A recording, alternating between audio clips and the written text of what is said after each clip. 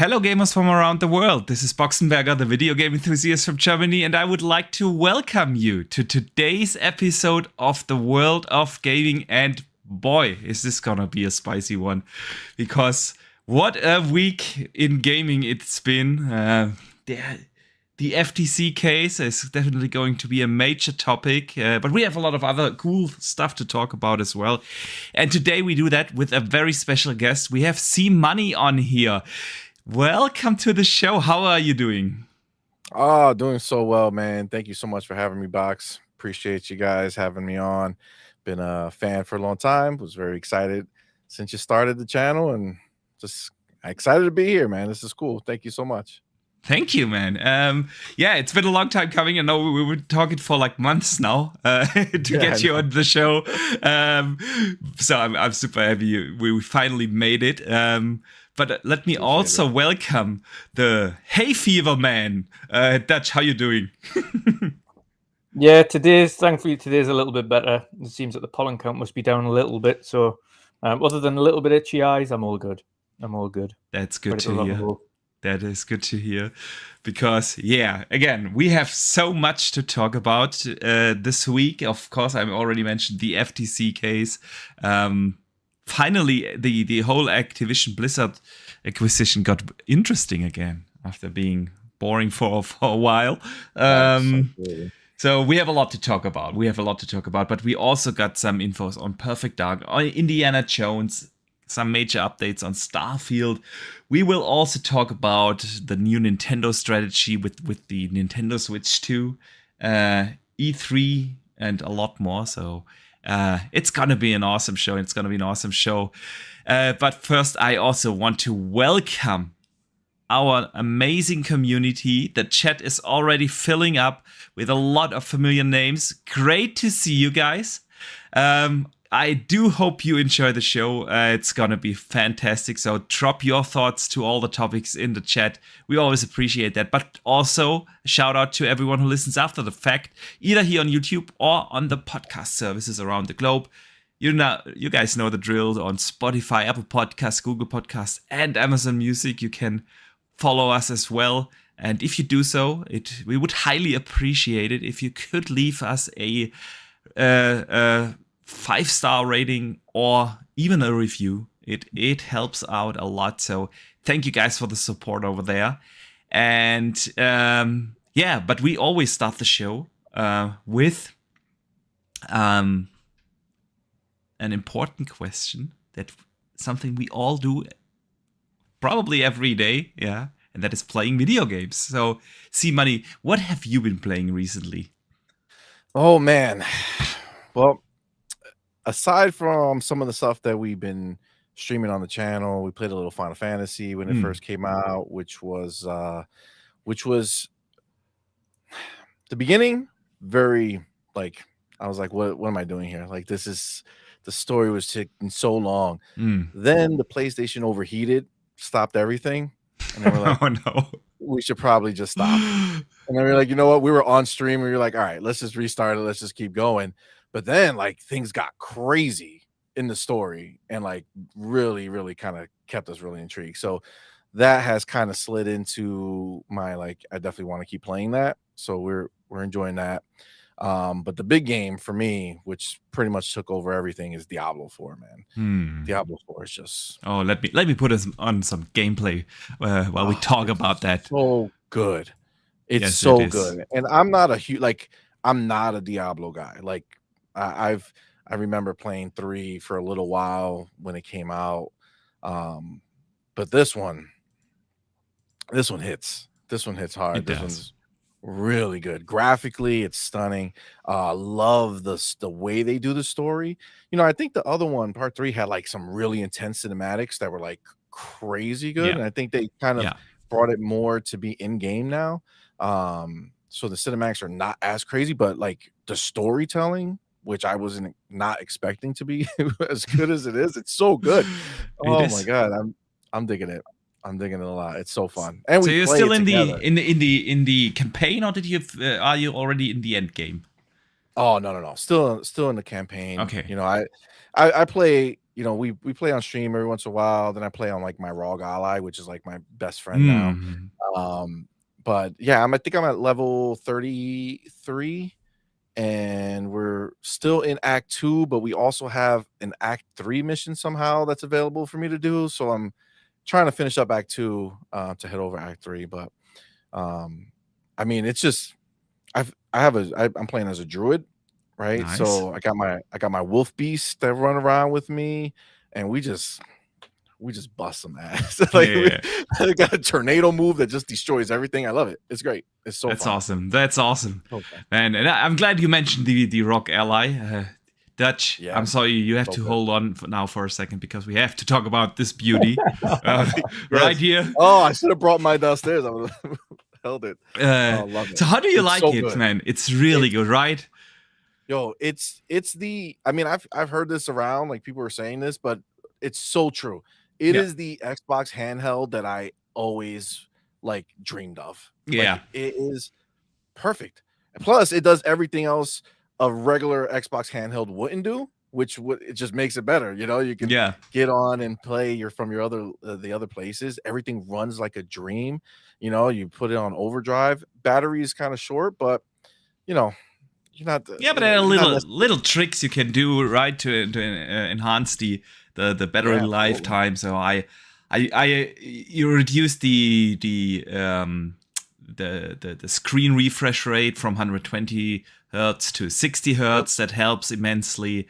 I usually play in the 15 watt mode. Then you have to dial down a little bit the details and everything to get it smoothly up and running. But for the most part, it is absolutely fantastic. The screen is beautiful. It's beautiful, popping colors. You know, beautiful. It like literally competes with like the OLED Switch. Yeah, like, absolutely. It does. It looks really good. Really, and really the audio, good. Crazy. Top notch. I have no idea how they did build in those speakers. I have to dig into that. I want to understand how this works because like they have the Atmos effects on that thing are insanely good. It's so precise, bro. I'm guessing you don't have the I was going to say, I'm guessing you don't have a Galaxy phone then. I have the S21 still, so I have the Fold. You know the S21 has Atmos in it as well, don't you? It does, but it's not even remotely comparable. Really, it's like absolutely fantastic with the Ally. I have no idea how they did that.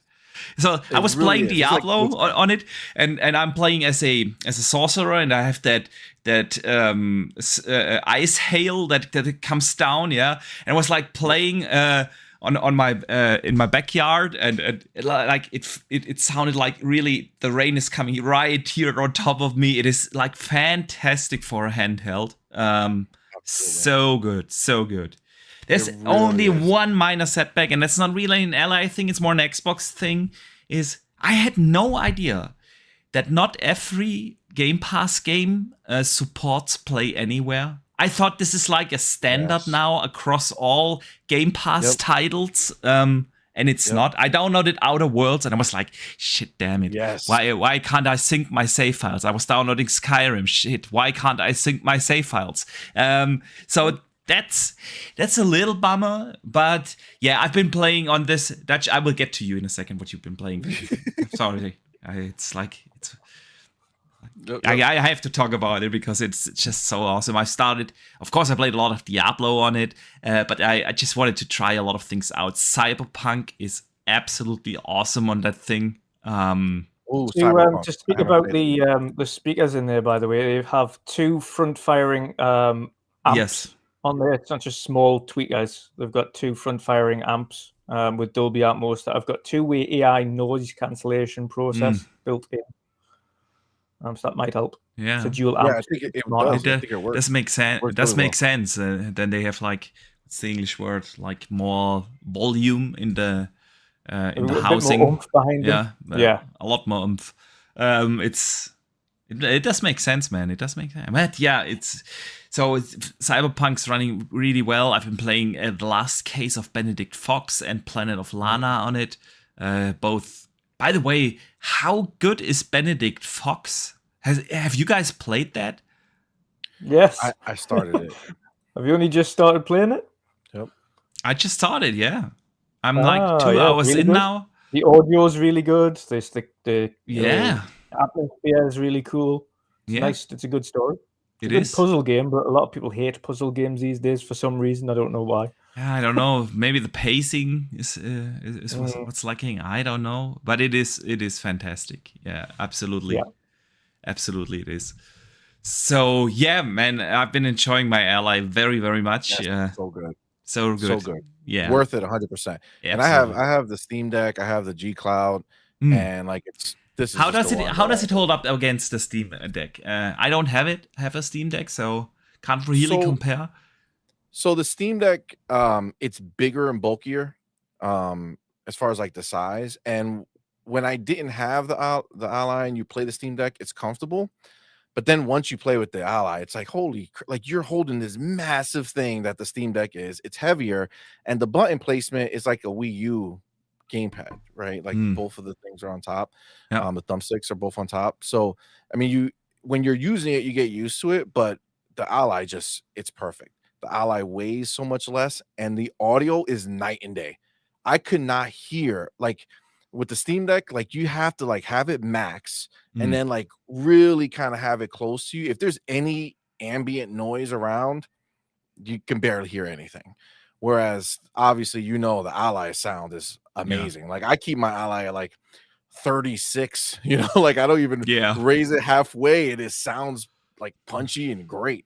So yeah, no, that's a complete difference. And then obviously, the biggest difference is your ability of what you can play. This Steam Deck, you technically can get Windows on there and do all this stuff, but I didn't want to mess with that, especially since all the people who did it always talk about like the degradation in performance when you go to Windows, because if you keep it in the Steam mode, they actually made it work better. It runs better that way. So I didn't want to do that. So I mean, if you live in Steam, like if Steam is like your ecosystem, if you're on PC and that's all you do, then I think the Steam Deck is fine. But I play, I have everything. I'm Xbox, I'm on Epic Game Store, I'm on Ubisoft, I'm on, everywhere. I'm there. So this is perfect. This is like a dream machine for me. It is. I couldn't, like, I will just honestly, as long as they keep making them, I will always upgrade to whatever the next powerful version they have. Like I'm in. Yeah, they got me. It's done. It really is good, and it's very comfortable in your hands. Like I like the feeling of the thumbsticks and the press of the buttons. It feels really good. So yeah, man, it's a fantastic machine. Very well worth the money. So, but Dutch, we've been like talking a lot about the Ally and leaving you out of the conversation. So I feel sorry. But let us know, what have you been playing, man? 1 second. You muted, man? Brother? I mean, that's because I don't have an Ally. So yeah. You were like muting yourself. Oh, those motherfuckers. Yeah, it's a pretty easy question to answer. I've been playing what everybody else has been playing, which is Diablo. Yes. So I've actually the footage of us playing together along with Semi Games here on the screen. And of course, you played the other day with my friend as well. Yes. So that was obviously awesome, and he's similar level. He's at end game with us, so we can all play kind of the same stuff now. We're all on World Tier 3. So not for long, man. I'm going for World Tier 4 soon, because, dude, I have like. What do you even need to get Tier 4? Yeah, you can do it. There is a dungeon on the map that says it requires level 70, but you can enter it, and if you can beat it. Oh yeah, I know that level. I'm not even attempting that yet. Yeah, I've not, but I've maxed out. I told you that I like to play role-playing games by trying to break the RPG system and become really OP. And I have like. Have you played it since they did the update yesterday and buffed everything? Yes, I have. I played this morning for a good hour or so, whilst traveling to a business meeting on my Ally. Pardon me? Definitely a little bit quicker for leveling. It is a little bit. The nightmare dungeons are much more rewarding now. Very noticeable. And I've been playing around like crazy with my skill builds. Like I have reset them probably 15 times now. I've been trying out like I've been trying out like fire builds, optimize everything around fire. I tried lighting builds. I tried mix them all, ice mix. Now I have a mix, and I feel like I gained like at least 10 levels. Like I'm annihilating everything. Nice. I run through nightmare dungeons solo in like 10 minutes without even remotely a challenge. Wow.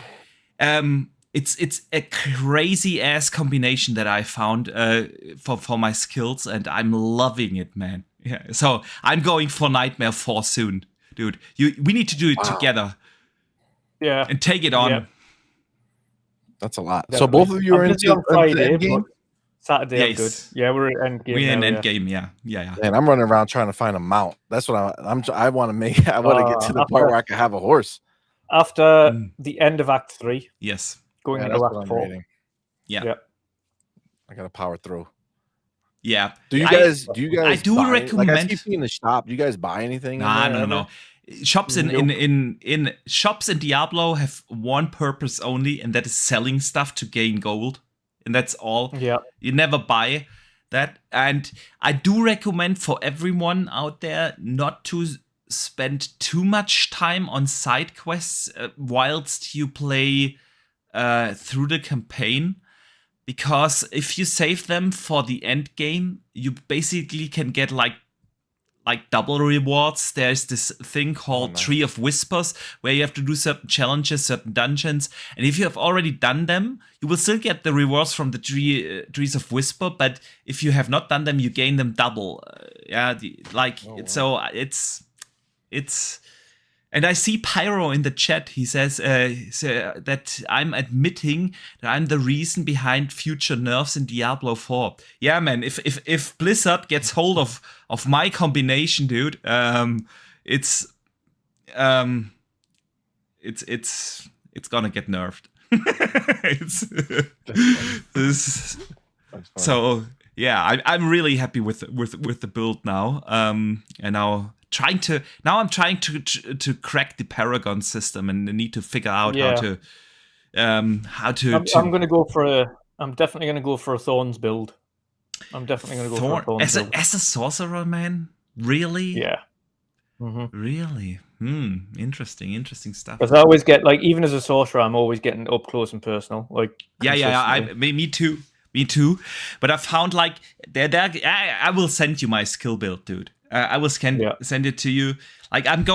My build is now focused around stunning and barrier builds. It's a combination that is insanely powerful. So I basically have always a barrier on. I never run out of mana. I get almost infinite mana. And since I have always a barrier on, it is really hard to kill me. It's when I figured that combination out, I was like, how can they put that in that game? It's like, man, I'm so for people to find out, man. That's for people to find out and get excited. So that's what it is. Dude. Yeah. That's awesome. Yeah. I'm in it too, man. Ever since you saved me, because you had told me about it was in the Discord, I think, that you talked about not selling your stuff. I didn't know any better, so I was out there selling all my things in the beginning. No. And then you said no, don't do that. And I was like, oh, okay. So I started salvaging everything, and I was like, oh my god, you could upgrade things. So I've been upgrading everything. Only sell if you really need the money. Otherwise, always salvage. Use the materials. I know people always say, it's not worth upgrading because you find loot all the time. But don't hang on to every legendary, because a lot of them are terrible. So just salvage them. Yeah, you get legendary things that means you can then upgrade better kit. Yeah. And you know what? I don't find that I do keep getting better and better stuff in that much. You tend to find things that are a lot worse 90% of the time. I upgrade a lot. And those they stay relevant for a long time. Like I rarely am finding things that are replacing what I'm using. So. Exactly. And that's smart for sure.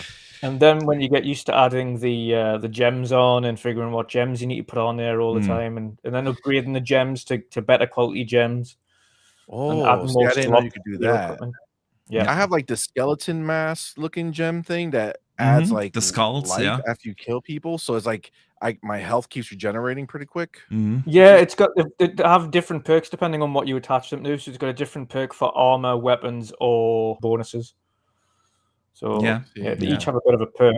But the higher quality gem you have as well, because if you collect all the gems, then you can go to the gem person and then upgrade those gems to higher quality ones, and then they've got increased buffs again. So you can again just top them out. So is there a way to take them out? Yes. If you're switching. Unsuck it. Yeah. Unsuck it. And never ever get rid of like your gems. Or store the good thing about it though is if you salvage armor, it automatically pops the gems out and puts them into your nice. thing. So you really? Really? Yeah, I didn't know that. Oh, I did not know that because I was always like too afraid to salvage the stuff that has gems in it, and so I always went to the gem guy, unsocketed them, and then salvaged. No. If you salvage it, automatically you're gonna speed up my leveling now, dude. Love it. Save you money because you would have had to spend money on unsocketing and that's true. That's true. Look at that, man. Okay, so ladies and gentlemen, welcome to the Diablo 4 podcast. This is what happens. It's turned from the Age podcast to the Diablo podcast. We knew this day was coming. We knew. And then it'll be the Starfield podcast. And that's... Actually, we have of course, the community questions like every week, and usually we do them at the very end, but there is one... from NeonX1620, who wrote in this week, can we have a dedicated full podcast to the Starfield lore? And I mean, it's big enough. Yeah, I could probably do a joint one, to be fair, because I was thinking of doing something similar to that on. So we've experimented with hosting double streams. Podcast on both. Yes, exactly. And it worked fine. It doesn't affect any of our viewer numbers. Yeah. Yep. Oh wow. Doesn't affect viewer numbers on any channel, so it means we can happily stream together and it equals it out to both places. Yeah. Oh, that's dope. That's really cool. Dutch. We gonna do that as soon as Starfield comes out, and we played it all, and then we're gonna do it. Played it all. I don't even think that's possible, bro. No, not played it all. I said if we have all played it. That's what I meant. Gotcha. I don't think anybody will ever play everything in Starfield. Yeah, that's gonna change everything. That game's insane. Yeah. And Pyro in the chat says, I've said that before, that Boxenberg and wondering that should start a fortnightly RPG podcast. Yeah. Yeah, it would cover me moaning about being an old school old man who loves turn-based RPGs and hate this new method of Final Fantasy, but we'll not get into that. Yeah. Man, I hear so many good things about. Yeah, I know. You're old school. You're an old school Final Fantasy guy. So, but I'm really tempted with Final Fantasy 16. But I know that I would buy it, and I will probably enjoy it a lot. But I will not be able to play it because Diablo. Sorry, it's that's exactly a problem. I bought it. I have Final Fantasy 16. We started it. We played it on stream, but it's like. Okay, I'll see you when I see you. You know, and Diablo gotcha. Like a Diablo, bro. Yeah. It's not even it's like subconscious. You know, like it's just I'm not trying to purposely say to myself I just want to play Diablo. It's like when I turn on the Rogue Ally, it's like what do I want to play? Diablo. You know, it's just it just draws you to it. You that's the thing. So, Dutch, let's move over to the news, and the first news bit is just for you because I know you have the collections. Such a show off. Dude. Well, like it. I do know your passion for Final Fantasy 16. Oh, Final Fantasy. Sorry, yeah.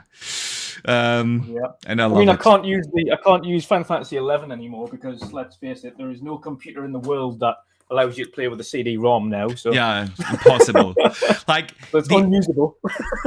My father, like a couple of weeks ago, he came to me with like a disc and said, "Here, I burned some pictures from your childhood on this," and it was like, I don't have a disk drive anywhere in this house. What should I do with this? Anyway, we will talk about discs in a second, by the way, but Dutch, this one, I know you are excited. There's a very, very special Xbox coming just for you, the Barbie edition. How are you feeling about this? Yeah, so I collaborated with them and just threw pink on it, and there we go. And there we go. All right. So let's move on to more. Listen, that Barbie edition, if it was for sale, I would buy it right now. Yeah, in fact, 100%. Give it to one of my daughters; they'll love it. Yeah. See, I only have boys, so to be fair, we've said this before, though, Boxy. Like they really need to stop doing these send to influencer only Xboxes and just create them. The vast majority of the time they're just vinyls anyway, so it's like really easily mass produced. Yeah, so just do it. They should be, it should be just like you could create a controller. They should just have it on the website. You do it, and it's just just wrap the skin. You know what I'm saying? Take the regular Xbox you were going to sell me when I bought it, and then because I paid X amount of dollars more, throw the skin on there, give it to me. I'll be a happy camper. Agree. Yep.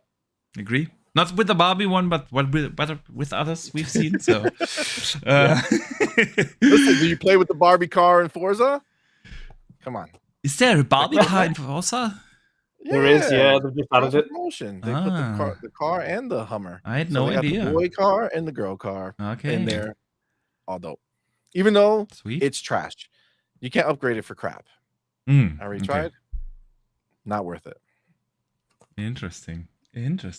So, since we were on the subject of discs, this has been actually a discussion point over the last week, because first it all started with Starfield, and there was like, will the boxed edition of Starfield actually have a disc or just a code? There were some unclarities about that. It's been confirmed now that the physical copies, but only the physical copies, will include the game discs and not the like collector's editions and things. And then THQ Nordic came out and said that they will only receive serial number prints of their boxed editions. And so I've seen a lot of people talk about this. Oh man, I need my disc. And others were like, who gives a damn about discs anymore? And so I wanted to ask you guys, how do you feel about publishers moving away? We've seen this now with Alan Wake. Yeah, will only come out on digital. Alan Wake 2, I mean, of course. Yeah. So how are you feeling about this, guys? Let's see Money go first, because I'm straight to the point. All right.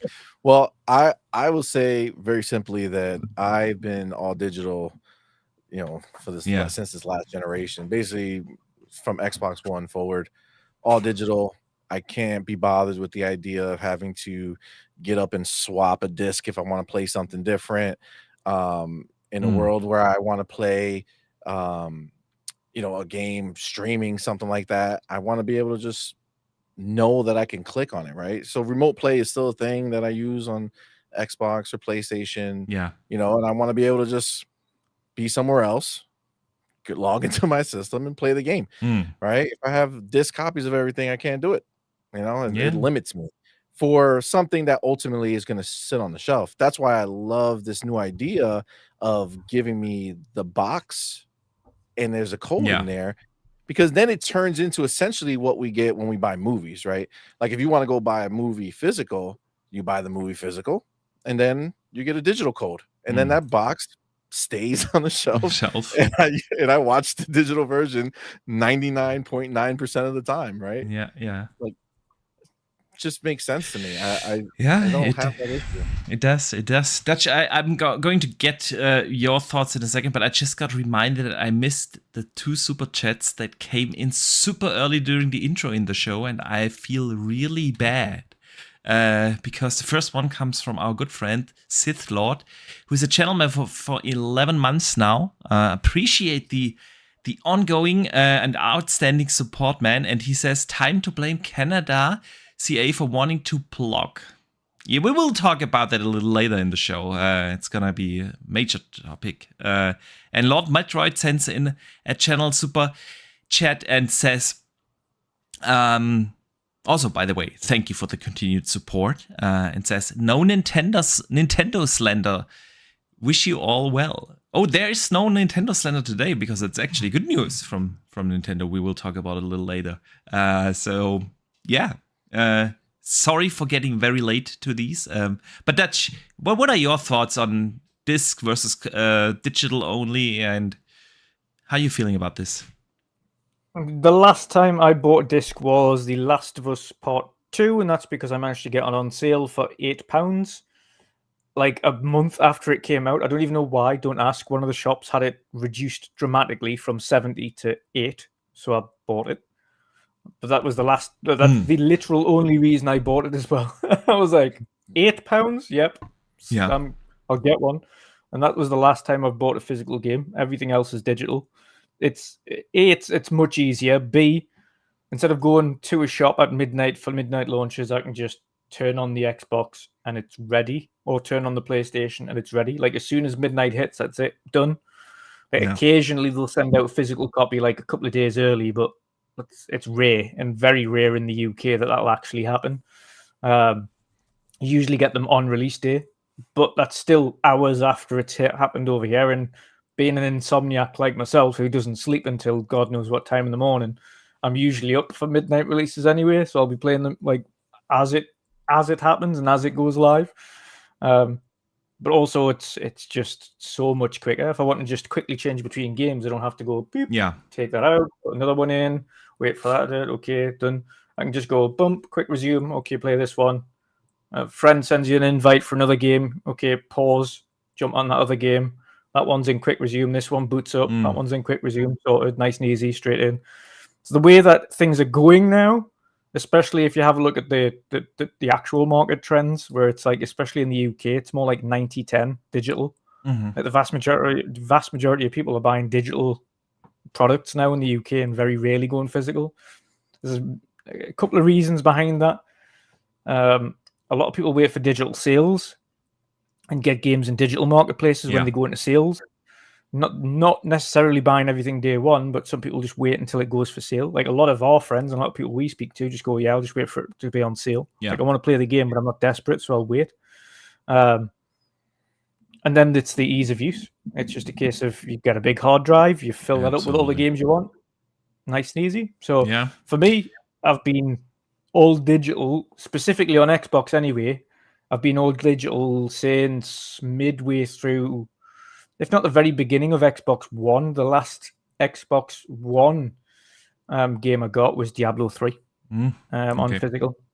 Okay. That was the last. That shows how long ago that was. That was the last time I bought an Xbox One game on physical. Wow. Everything else is digital. It's better that way. And even the game.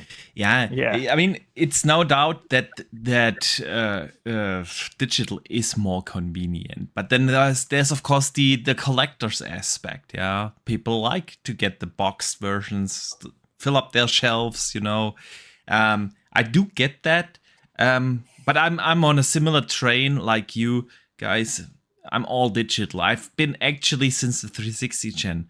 I'm not really sure what was my last disc that I bought, but I know my first digital game, and that was Far Cry 3.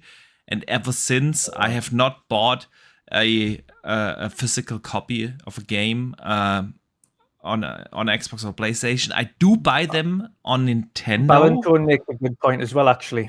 And this goes for PlayStation, but Xbox as well. Game share.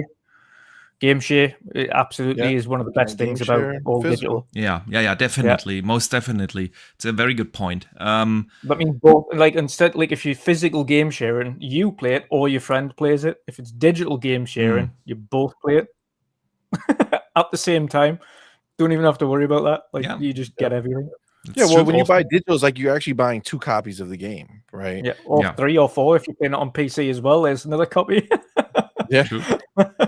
We're anywhere. Yep, absolutely. Yeah, so it's a big difference. Yeah, the only thing physical I'm big on is I still rock like statues.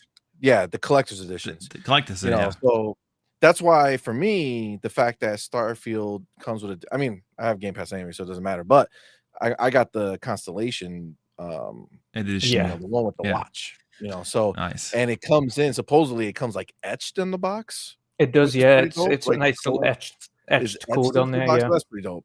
That's cool. So that's the only time. So for me, I love that. Like outside of Game Pass, there's certain games that I if I really like them, like Cyberpunk, right? Like I have the collector's edition, but I 100% was going to get it digital. So I just buy digital and then I have the collector's edition copy somewhere, just sitting there. Because I look at it. The thing is, with in this day and age, the disc is a code anyway, because the game isn't actually on the disc anymore. Tell me one game out there that came out in recent years that came out of the box and you don't have to download the day one patch or any other updates. It's like, games are more or less, or the disc is more or less also only just a code. Yeah, it's like a key. I mean, I think smaller games. That but they're even rarer. They're even rarer to have a physical edition these days. They usually goes through what's that company that do limited run games? Yeah, limited run. Usually it goes through limited run for like small indie titles, unless that indie company has a big publisher behind them, like Wired Productions or Annapurna or something like that, who then finance that. If they're not with that and they're just self-publishing, they're usually just digital only because they can't afford to bring out a physical edition. Yeah. Was it Blu-ray like what 100 gig that you can do on a Blu-ray? It depends on the Blu-ray discs that are used. It's very standard Blu-ray discs are 50, but it can go up to 100. The double layered, So it means like the likes of Starfield and Call of Duty are absolutely unable to be onto a disc. Yep. So technically, if the game is less than 50, which I assume most of the people who are, even if the game's higher than 50, they're still going to just use the 50 disc and then have you download it. If it's less than 50, though, technically you can probably put it in, but it won't be the best version of it, right? Because if you turn off the internet, it'll play, but it won't have any fixes that they did. In most cases, don't even allow you to just play the, like you described, the unpatched version. Most games do not allow that. That's why Digital Foundry is always using like Assassin's Creed Unity, for instance, was one game that does not force you to download the day one patch when you install it, but most games do. So it's just a code on the disc basically. That's wild. Yeah. So that's what I'm saying. Then just do away with it, Just do away with it. Don't even bother and maybe have options, right? Like, because if you think about it, I like the idea of having a nice case, like you get that nice steel case and things like that. Like that's cool. I just don't. When I'm physically playing the game, I want to have it digital so I can have all the benefits that come from digital. So maybe find a way to let us buy the box with the code in it, or buy the box with the disc in it. Yeah. Now I'm curious about our community, and I'm gonna put up a poll whilst we talk about the next topic. I want to know from our community, what do you guys buy or prefer? Definitely interesting thing. So if you're in the chat, the poll is up now, and Google. I have no segue into the next topic, so I'm just gonna. It's Google. Just gonna shout Google. Google. I want to say Google. they demonetized our last podcast because of our new intro. You know, we had like the last week. You guys know that we had premiered our new starting soon thing, and we also have a new intro. And I only use royalty-free music, of course. I'm not stupid. And the songs were actually listed in the database of YouTube. Yeah, that they are royalty free and you can use them, and then they demonetized it for copyright strikes, which is annoying. So I used a different song this week and re-edited the starting soon screen. We kept the intro because we did not get a copyright strike because of the intro, but because of the starting soon thing. So let's see how it's going to be this week, man. Fingers crossed, man. Fingers crossed. So, but that was not the topic I wanted to segue in. The topic was Google talked about trying out YouTube gaming really soon. I don't know if you guys had a chance to look into that news. I was a little surprised. I mean, they shut down Stadia, yeah, and now they're trying something. I don't know. They didn't really specify how it's going to work. I assume it's going to be like the Netflix gaming thing. So just real quick before we go into the actual main topic of the FTC and Xbox and everything. But what do you guys think is the play of Google here, Dutch? It's hard to tell what their play is, but they're quite obviously not done with trying to get some form of streaming service up and running. However, I don't think it's going to be AAA games. I think they're going to do what Netflix started off with doing and just focus on like mobile aspect games that you can play on your phone using the YouTube app. Yes. And then see how that progresses. Maybe get a little bit of a foothold in. Because what we said with the difference between YouTube and Amazon and the likes of Nvidia, etc., is the reason Nvidia GeForce Now and all of those kind of thing, Boosteroid, etc., the reason they work is because they don't rely on you buying games. They rely on you having your own catalog of games, and then you can stream it using their service, which is great. It's a great start off. It means they don't have to offer a storefront. Steam does that, or Microsoft does that for you. That is the storefront. Whatever games you own there can be streamed via that service. Yeah, and with that, Netflix, they have actually content, like Nvidia. Yeah, they have actually content. Even without making it themselves. Doing that the right way. Netflix started mobile first. Now they're starting to set up studios, and they're going to be working on AAA games. But those AAA games are going to be on all platforms. They're not going to be just on this. Yeah. But also for Netflix, the benefit of Netflix is that they're not trying to force these developers to make their games work for Linux. Yes. Which was the main problem with Google. Yep. They tried to force everyone using Linux, which means that none of these games worked from the off. They all had to be ported to work on Linux, and then they could be played on Google Stadia, which isn't going to work. Yep. Absolutely. C-Money, what do you think? YouTube gaming. So, I mean, I think when I look back at Google Stadia and what they were doing, you know, Google, the thing about Google is Google's branding is very separate things. You know, like the people who use Google know Google because they don't know Google as, oh, that's the company. They know that as the search bar, right? Oh, Google it, right? So they don't kind of correlate those two things together. Then you have their like Gmail, right? Again, it's nobody says, oh, it's hit me at my Google email. No, it's at Gmail, right? So Gmail is the brand that people know. Yeah. And then you got YouTube, right? Again, another thing that Google owns, but most people, like all the young people who use YouTube, are not like, oh, this is Google's. You know, no, it's just YouTube, right? So the problem is they came into gaming using Google and then a made up word that most people don't think about, which is Stadia, right? Yeah. So as like a young person who's thinking about gaming, right? You got Xbox, which is popular. You got PlayStation popular, Nintendo popular. Who the hell? What's Google Stadia, right? Like that never really had a chance branding wise to work. But if they go and take this, seriously, using YouTube as the brand to push gaming for them, I mean, I can definitely see a world where that would make more sense, where they have, another tier for people to kind of go into YouTube and just say, hey, if you're subscribed to, YouTube Premium or whatever, it's like another tier is you can play games streamed right on the internet, right here, boom, right in the browser, right where you are.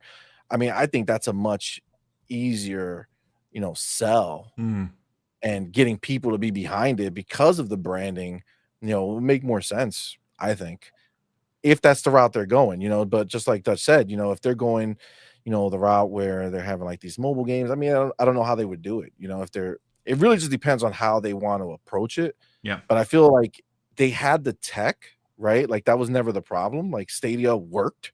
Yep. It worked really well. It worked. I was part of the testing before it came out, Project Sparta, whatever. I forgot what, I think it was Project Sparta. But it worked back then. I played 150 hours of Assassin's Creed Odyssey through Stadia before it came out, and it worked amazingly. And then afterwards, it worked really well. So they have the tech to make it work.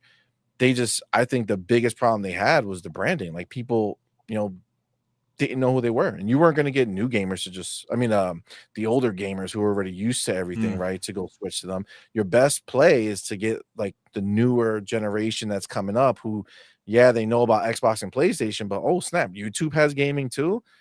Most of these kids, they spend their lives on YouTube and TikToks and things like that, right? I mean, that could definitely be a benefit, and we know how successful mobile gaming can be. I think the biggest problem with Stadia was simply the lack of content. We're gonna get into exclusives in a second, but exclusives give the platform an identity. Gives us a reason to invest into certain ecosystems, and there was just nothing there. Those games that they had were already old when they released on Stadia. People have played it on their PlayStation, on their Xbox, or whatever on PC. So there was simply no real reason to try. And the few they had weren't good. They had true. that game Guilt, which is funny enough going to be re-released on other systems now, which just wasn't special, wasn't relatively good looking. So the whole idea of Stadia having been more powerful than the systems that it was competing with at the time, it didn't have that going for it. So there really wasn't a reason aside from, just being able to play higher end games on your phone. True. Right? If that at the time that was the ticket, that was the only way you could really do it if you wanted to. But yeah. So I'm gonna close the poll in the chat and let's see what is our community preferring, physical or digital. So 78% said digital and 21% said physical. So still quite a lot of physical collectors out there. So yeah, I mean, if that's your thing, I do get why it can be annoying if your game is digital only. But yeah, interesting stuff here. So guys, we are almost already an hour or so, 55 minutes into the show, and we haven't even scratched the surface of the big topic of the week. And that is, of course, the court case of the FTC. It started last week. Actually, during our podcast last week, we had like the first statements and hearings coming in. And then, of course, Friday, it continued on Tuesday, Wednesday, and it's still going. So, and actually, that was like finally some interesting things about the FTC. So we had like all the executives from Xbox in court testifying. Phil Spencer's sworn oath. Yeah. We had, of course, Google in there. We had our good old friend, the good old Chimbo, lying, crying, Dance Moves Ryan in there. for some reason it wasn't public. So a lot of things to get through. So where should we start? Let's start with Matt Booty. Oh no, Pete Hines. Sorry, let's start with Pete Hines for a second. He confirmed Indiana Jones gonna be exclusive. I think that was last Friday. So for some, it's a little old news, but we haven't had the chance to talk on this show. So just real quick, guys. Any surprise here? Indiana Jones being an Xbox exclusive? No, it shouldn't have.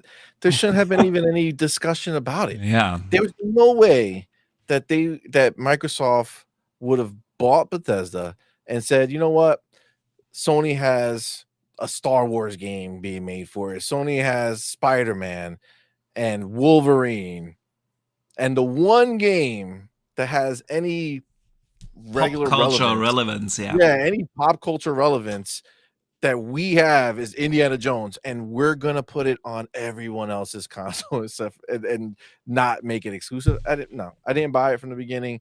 I figured that this is what happened, and that's what they did. They renegotiated as a bigger entity, and made it happen. Yeah, it's really no surprise that Indie turned out exclusive. Dutch, anything to add before I read Pyro's title for? I think the only surprising thing from the indie perspective was when Phil Spencer was asked about it. He said, "Well, yeah, Sony's got their Spider-Man, and then so we've got an indie." So it's not really a like for like. I understand he's thinking on that, but it's not really a like for like on that situation. Because of course indie to us as older gen, we know indie. I know there's a new indie that's just come out this week, but we know that the youngins don't know indie that much. They don't really care for indie too much. They don't really care too much about Uncharted. That proved it in there, and that was a new age version of an indie, as we kind of put it. So it's not quite a like for like. I understand he wanted a Disney IP, but I think Microsoft have got a long way to go to get that. But it's nice for us oldies to get indie confirmed as an exclusive for Xbox, and it's still a big deal, but it's not on par with a Spidey IP. But they had to start somewhere, you know. And this is their first real one that they're going to have. And honestly, for the game itself, if it was a multi-platform, just like you said, nobody would care about it. It would come, it would be okay, and it would disappear because it's Indiana Jones. But as an Xbox exclusive with somebody like Machine Games, you could really amp that up. And if graphically, if it go like as a next gen game, right? If they push it graphically to the point where it just looks phenomenal, like beyond, like you imagine Hellblade is coming out soon, right? Yeah. So I'm anticipating and expecting that that's just a tip of where games are gonna go graphically, right? I mean, with Machine Games, they use or have historically used the IT engine, which is an amazing engine. Look at the Wolfenstein games; they look phenomenal. Absolutely, still do. So no real surprise here, but quite an interesting thing. Pyromed sends in a channel member chat for being a member for 7 months, and he says, use Jimbo's full name, Chimokyo C. Ryan Crying. So I see the chat filling up with different names for our good old friend Jim. So what else happened? A lot of. I have such a list here. There's so much. There's so much. Some of the things that came out end of last week or very beginning of this week were, of course, Starfield was apparently one of the major reasons that Microsoft bought ZeniMax when they heard that it could be exclusive to PlayStation. Yeah. I don't know how Xbox could have heard that. So no surprise here. Todd, man. They have a long going history, with Bethesda, and especially for Bethesda Studios. So Todd said that he reaches out to Phil personally, right? He said it that they talk and Phil actually helped him and all this other stuff. So you got to imagine Todd is seeing what's happening. You know, PlayStation's taking Ghostwire, they're taking Deathloop, and they're knocking on Todd's door. And he's like, "Hold on, exactly. Hold Let me get Phil on the phone." Yeah. So we also learned, Dutch, that Activision actually demanded a different share. Usually, when you sell a game, you have a 70-30 share. And they actually demanded an 80-20 share to keep Call of Duty on Xbox. What do you make of this, man? Typical greedy Bobby. That's what I make of that. It's a greedy man. Greedy man. Doesn't it's just like PlayStation's really big. They're doing X, Y, and Z numbers. So if you want to keep it on your platform, you're gonna have to give us a bigger split. Yeah. That's wild. So it's ridiculous, but I don't put it past him at all, because that's Bobby Kotick. But that's to show you how much of a risk. Like, he's willing to literally say, "Listen, if you don't want to play ball and you don't want to give us the 80-20, no problem. We make plenty of money at PlayStation." Like, he's literally just kind of willing to just cut ties. I mean, that is also not even just that as well. Like, he's talking about, because he always went to talk about the Game Pass thing as well, which we'll get into, and mentioned that no publisher likes it. And then, so obviously, what we've seen on Twitter over the last couple of days is a load of publishers kicking off with them, saying that you're talking out your arse. Like, this is we love it. That was Jimbo's statement. Bobby Kotick said. Also Bobby. It was also but Bobby. he said he doesn't believe in Game Pass. That Game Pass is a sustainable business model. I found that actually. Let's talk about that for a second. I found that really weird, because I would have assumed that, of course, Bobby argues in case of. In terms of favor for this this deal, and a lot of the things he said were kind of negative. He also said, like, you see, Bobby, he's not, though. If you read his statements, he's saying the only reason this deal is going through is because my shareholders wanted to go through. Yeah, it's actually smart how he's doing it. So he's like, he's showing one way, but to get something the way he wants it.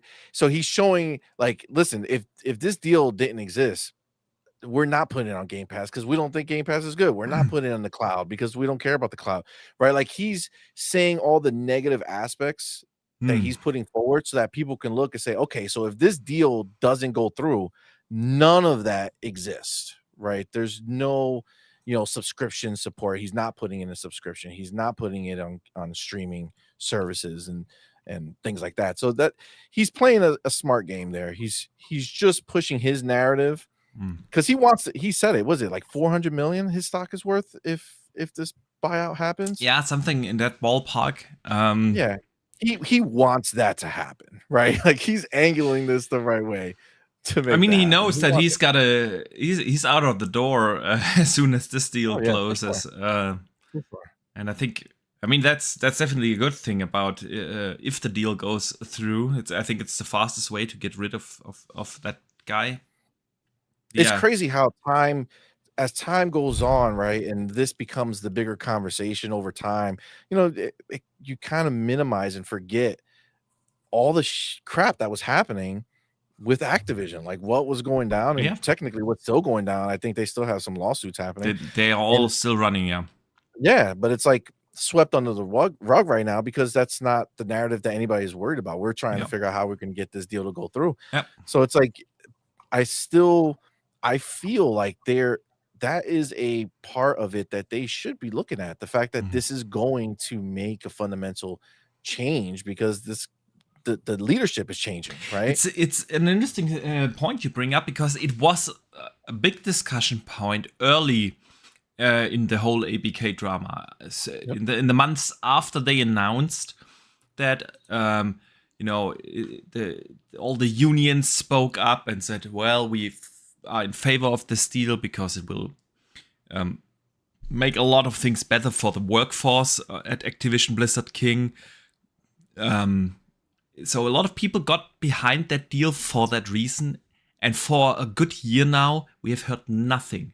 No one brought it up during any hearings, any statements, nothing anymore. It's a good point there. But yeah, Bobby Kotick also confirmed that Activision is going to walk away from the deal if the judge decides in favor of the FTC. So yeah, and they grant the injunction. Yeah. But yeah, what else did we learn? Phil Spencer said that the Elder Scrolls 6 exclusivity is not yet decided since it's so far away. That's not true. That's not true. It's 100% decided. They already announced it when they first announced it. They said it was going to be I forgot what it is. They had mentioned it, that they were going to do it. Oh, it was an interview Phil had. He was like that he would consider Elder Scrolls 6 in that same idea of making things exclusive. Sure. It's 100% going to happen. The only reason that he's saying it now is because that has no relevance now. Yeah. So why commit to something and make it a arguing point when it's so far out anyway? Yeah. Why even have to say it? But yeah. If they're willing to make Starfield it, they'll do the same thing for Elder Scrolls. Sure. I have no doubt about that. But Phil made it sound that it's so far away. What do you think, Starfield? Sorry, Elder Scrolls 6. Yeah, it's 5 years away, but even then, to be fair, that's closer than I thought. I thought it was going to be much further away than that. 5 years is pretty soon, and I think 5 years has been generous. I don't think it's 5 years. I think it's longer. I would agree there. Still believe that a launch title. It won't come. I'm not sure. I mean, we are 5 years away from the launch of the next gen, and I'm with Dutch. There's no way they're making Elder Scrolls 6 in 5 years. Well, I know it's been in pre-production for a while. I know, but then. Yeah, you see, games take longer these days, and even Todd mentioned that a lot. And then on top of that, they have the extra 1 or 2 years that, for some reason, Xbox games just need. And yeah, I know. So, and then you are already like, it's probably going to be a similar story like Starfield, where it's like 2 or 3 years into the next gen. That's what I would guess, but. Which is kind of sad, man. I was you're saying that though, but there was a lot of info came out on there that shows Xbox aren't the only ones with long lead times for their games. That's true. That's true. It's very true. Very, very true. They just hide it better. Sony just hides it better.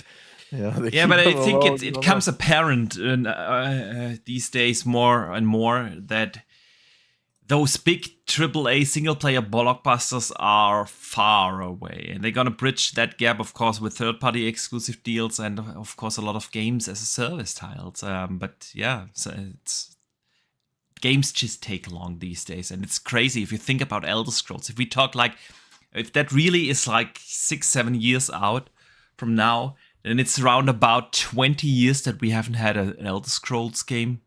That's crazy. It's really crazy, yeah. Really not counting, of course, Elder Scrolls Online in that argument here, but not that it's not nothing against Elder Scrolls Online. I'm just saying, you know what I mean, like a mainline Elder Scrolls in 20 years, yeah, and that is so weird if you think about that. My God, so 2031, that would be so sad, yo. For it to be 2031 when we get a new Elder Scrolls, I don't know. Maybe they hire more people. I mean, even if it's 17 or 18 years, yeah, if it's in 5 years or so, then it's 17 years. That's still crazy long. But yeah, what else? But what did you guys make of the thing that Phil had to put up an oath, testified under oath that he will not, that Call of Duty will be on PlayStation? I found the phrasing very, very interesting that Phil used in that oath. He said, I will, and I have to paraphrase now, I can't find it in my notes. I thought I wrote it exactly down because it was I will do whatever I can to keep Call of Duty on PlayStation 5. So like, of course, the question is what comes after Phil? Yeah, it's not gonna be around forever. No, of course not. So with that phrasing, of course, I do whatever I can. And then of course the PS5 mentioned. He didn't say I will keep it on PlayStation. I will keep it on PlayStation 5. So what did you think, Dutch? Yeah, so I think it is clever with the wording. Of course it is. You didn't mention but didn't he do it PlayStation. after the lunch break? He said that something about the wording that he used, and then he specified that it was for all future PlayStation iterations. And when they came back from the lunch break, I think he went right into that, saying that I know there was some questions about the verbiage that I use. Okay. So I want to be very clear. It's not, the Call of Duty is going to be on PlayStation 5 and whatever PlayStations it is. It's just that he can't dictate them making a new PlayStation or that there'll even be another PlayStation. But whatever PlayStations they have, they'll do it. It's pretty much what he said when he came back from the lunch break.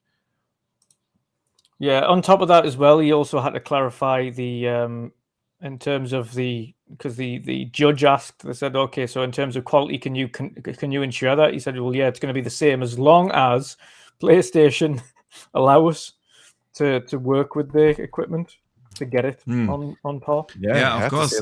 And we learned that Jimbo is, if the deal goes through, is not gonna send PS6 dev kits to Activision anymore.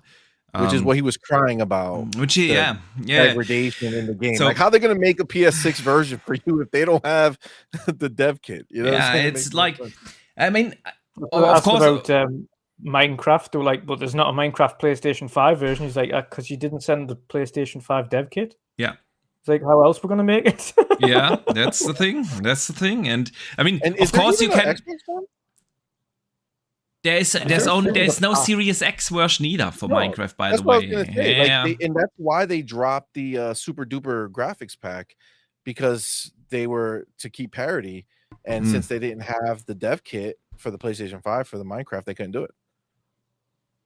Yeah, I'm not sure if that was the reason, but it would make sense to some degree.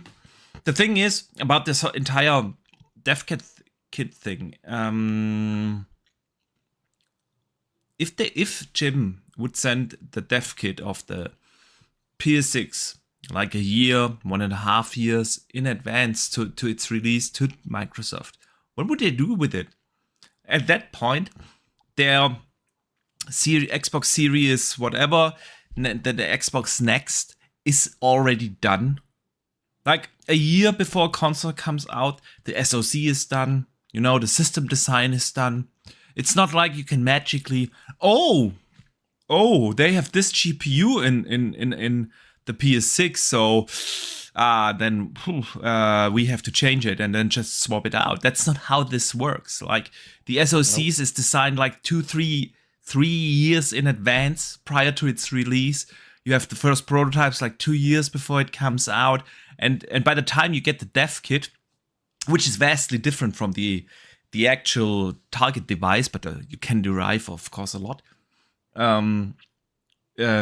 It's simply too late unless they delay the console for like a year or two. Yeah, so doesn't make sense. But a lot of things didn't make sense. Dutch, first and foremost, why did Jimbo not have a public statement? Why was this? I mean, we know it was a video thing, wasn't even there in person. Yeah, I mean, and he flew over to the CMA, right? Took the first plane, front row, first class, going to the CMA complaining, and he's right. I mean, his business is in danger. We learned that his business is so in danger. If they would pull Call of Duty from it, they would be done, right? They would be done, and he couldn't even be bothered to show up. So, but of course, a video thing will live. Working from home is a thing, right? So, but why was it not public, Dutch? I think he's scared of the outcome. I think he's scared of people hearing what he's saying, and especially the fact that he kind of backed up a lot of the things that FTC were trying to claim against Microsoft. He was like, "No, cloud is not a separate market. Cloud is just a separate offering within the market." And they're like, "Oh, okay." And then when he was kind of saying, "Oh well," and again they were pressing on the Nintendo thing all the time. I think it's just the way he was wording things. They were trying to press him on things that actually went against them as opposed to for them. So yeah, I don't think it helped FTC's case at all, to be honest. Jim saying that, and I think Jim said a lot of things that didn't help them. Yeah, a lot of things that didn't help him. So one thing was, of course, that he said that publishers anonymously dislike Xbox Game Pass, and that it's value destructive. Yeah, they hate it. They hate it. They hate it all. Yeah, right. So it's simply so weird. If that's the case, why did smaller and bigger developers and publishers over the last years came out and said exactly something different? Ubisoft even put Rainbow Six Day and Date in there. EA spoke up. A lot of smaller, mid-sized studios spoke up. Even the same day that Jimbo testified there. Yeah. Planet of Lana, the developer, what are they called? I don't. Yeah. Sorry, I'm blanking on the name of the studio right now. Came out that same day saying how much it helped the game to be actually on Game Pass. Yeah. So we have had bigger, smaller publishers. They all liked it. They all do like it. They like the idea. Of course, it doesn't work probably for every game. Yeah, we talked about this, especially in the AAA space, case by case. GTA 6 would be such an example. I'm not sure if that would make sense for them. But Dutch, what do you think? Jimbo, when he was asked, like, which publishers? I talked to a lot of publishers. He didn't even specify, It was like, I talked to them or them. So what do you think about this? Lying, crying Jim Ryan is what I think. Facts. Yeah. Talking out of his arse. He hasn't spoken to any publishers, which is why Capcom have put it on there, which is why Sony have put their games on their day and date. Oh, right, with MLB. Yeah. Yeah. Sony, they obviously see a benefit because MLB goes in their day and date, and they like what they saw, which is why they continue to put the new launches of the game straight into Game Pass day one every year. Yeah. Every MLB for the last 2 years has been in their day and date. 2020, I think it was 2021 went in there, 2022 went in there, 2023's went in there. It's value destructive, Dutch. So you're telling me Sony making bad business decisions there? We've now got Capcom going in there day and date. We've got Sega titles going in there day and date. Right. And will continue to. We've heard from Sega as well saying that Microsoft appreciate them the most out of all of them. We did see that. Yep. We saw Capcom. We're starting to see not just Sega. Sammy, what's the other one that does the Atlas? Atlas, yes, Sega Atlas. Putting their games in day and date, which is, again, for them, it's huge. So that's a big thing. If publishers don't like it, why do they keep doing it? Exactly. And if it's value destructive, does anyone really think that any publisher or developer likes to make bad business decisions like, oh yeah, let's put it in Game Pass and lose money? That's a great idea. Exactly. He meant it was destructive to him. You know what I'm saying? It was destructive to Jim and his business model. But he's doing the same thing, right? So he's basically downgrading or degrading his own product because, like it or not, PS Plus is basically the same thing, just not as good as Game Pass because they don't do first party day and date, but they did others day and date. Yeah, in the service. Yeah, Stray last year, fantastic indie game, day and date. Yeah, so they do it with others, and he's just downplaying his own business there, right? Yeah, he's shooting himself in the foot. He's talking nonsense about Game Pass, which obviously we've seen the reports from many different developers constantly coming out talking about how great it is. Yeah. You got people standing for it. You know that Mike Rose, the guy who does Descendant, was it? That bike game, Descenders, right? yeah. And his whole publishing label, like they are all into it. They all defend it, right? If it was bad in any way, why would these companies come out to defend it after Jim spoke, right? Like they literally felt the need to come out and make statements like, don't listen to this fool, right? Yeah. He's talking nonsense. Somebody let him off his leash. We all know that if Jim Ryan is let loose to speak, he says dumb shit. That's just the way it works for him, unfortunately. Or fortunately for us, because it's funny. You know who also speaks dumb shit? The FTC itself. I mean, yeah, Pyromat sends in a £2 super chat. Thank you, man. And he says the FTC equals falsehoods, treachery, and collusion. Yeah, so Phil Spencer had to explain what an acquisition actually is to the FTC. I mean, they are so against this acquisition and didn't even understand what an acquisition means. And so, hang on 1 second.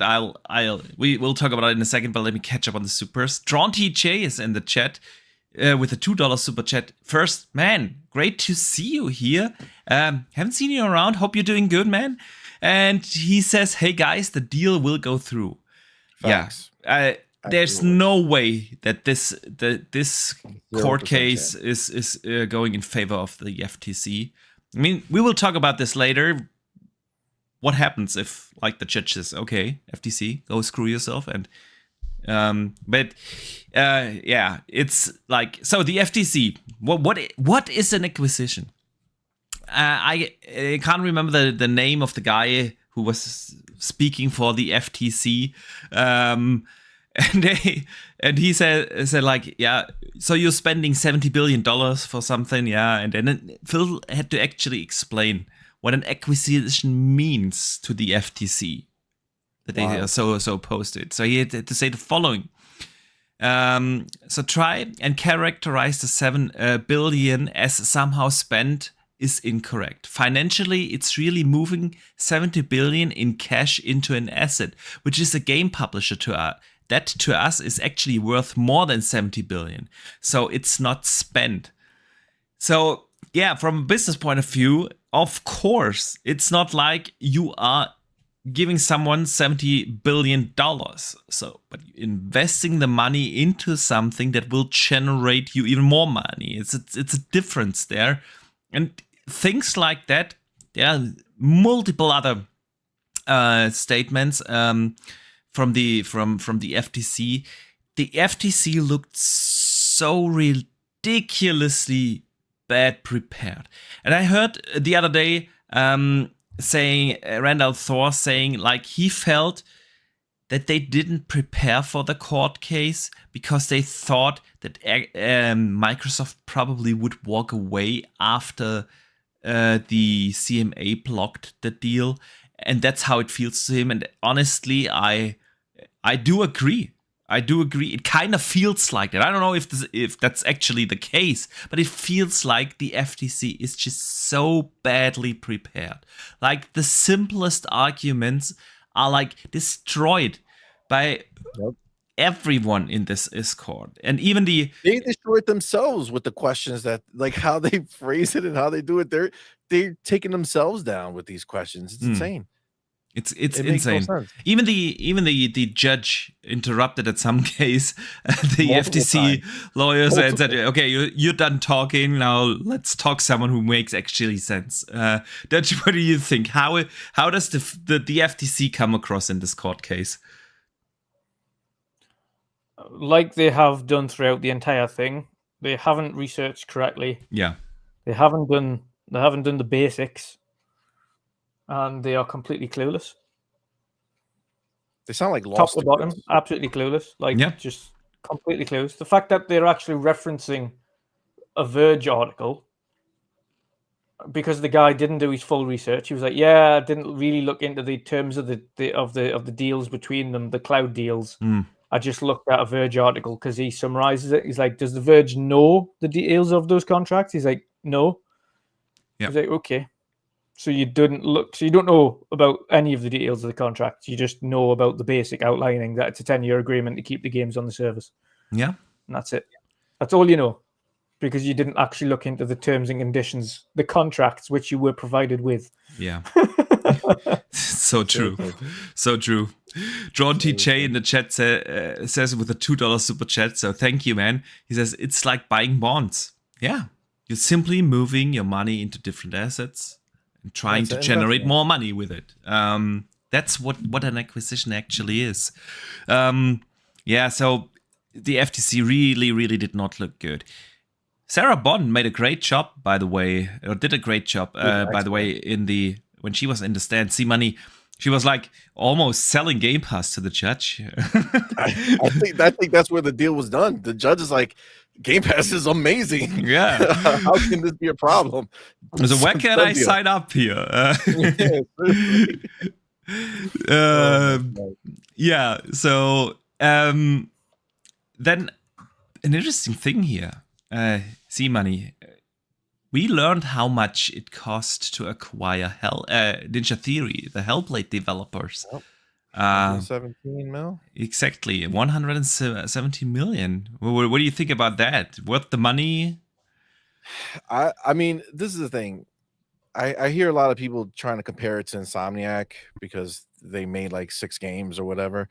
But you know, Xbox is at the point where they need for their studios to be elaborate, right? They need their studios to go deeper into making these games bigger and more detailed. I mean, you look at the last trailer we saw for Hellblade.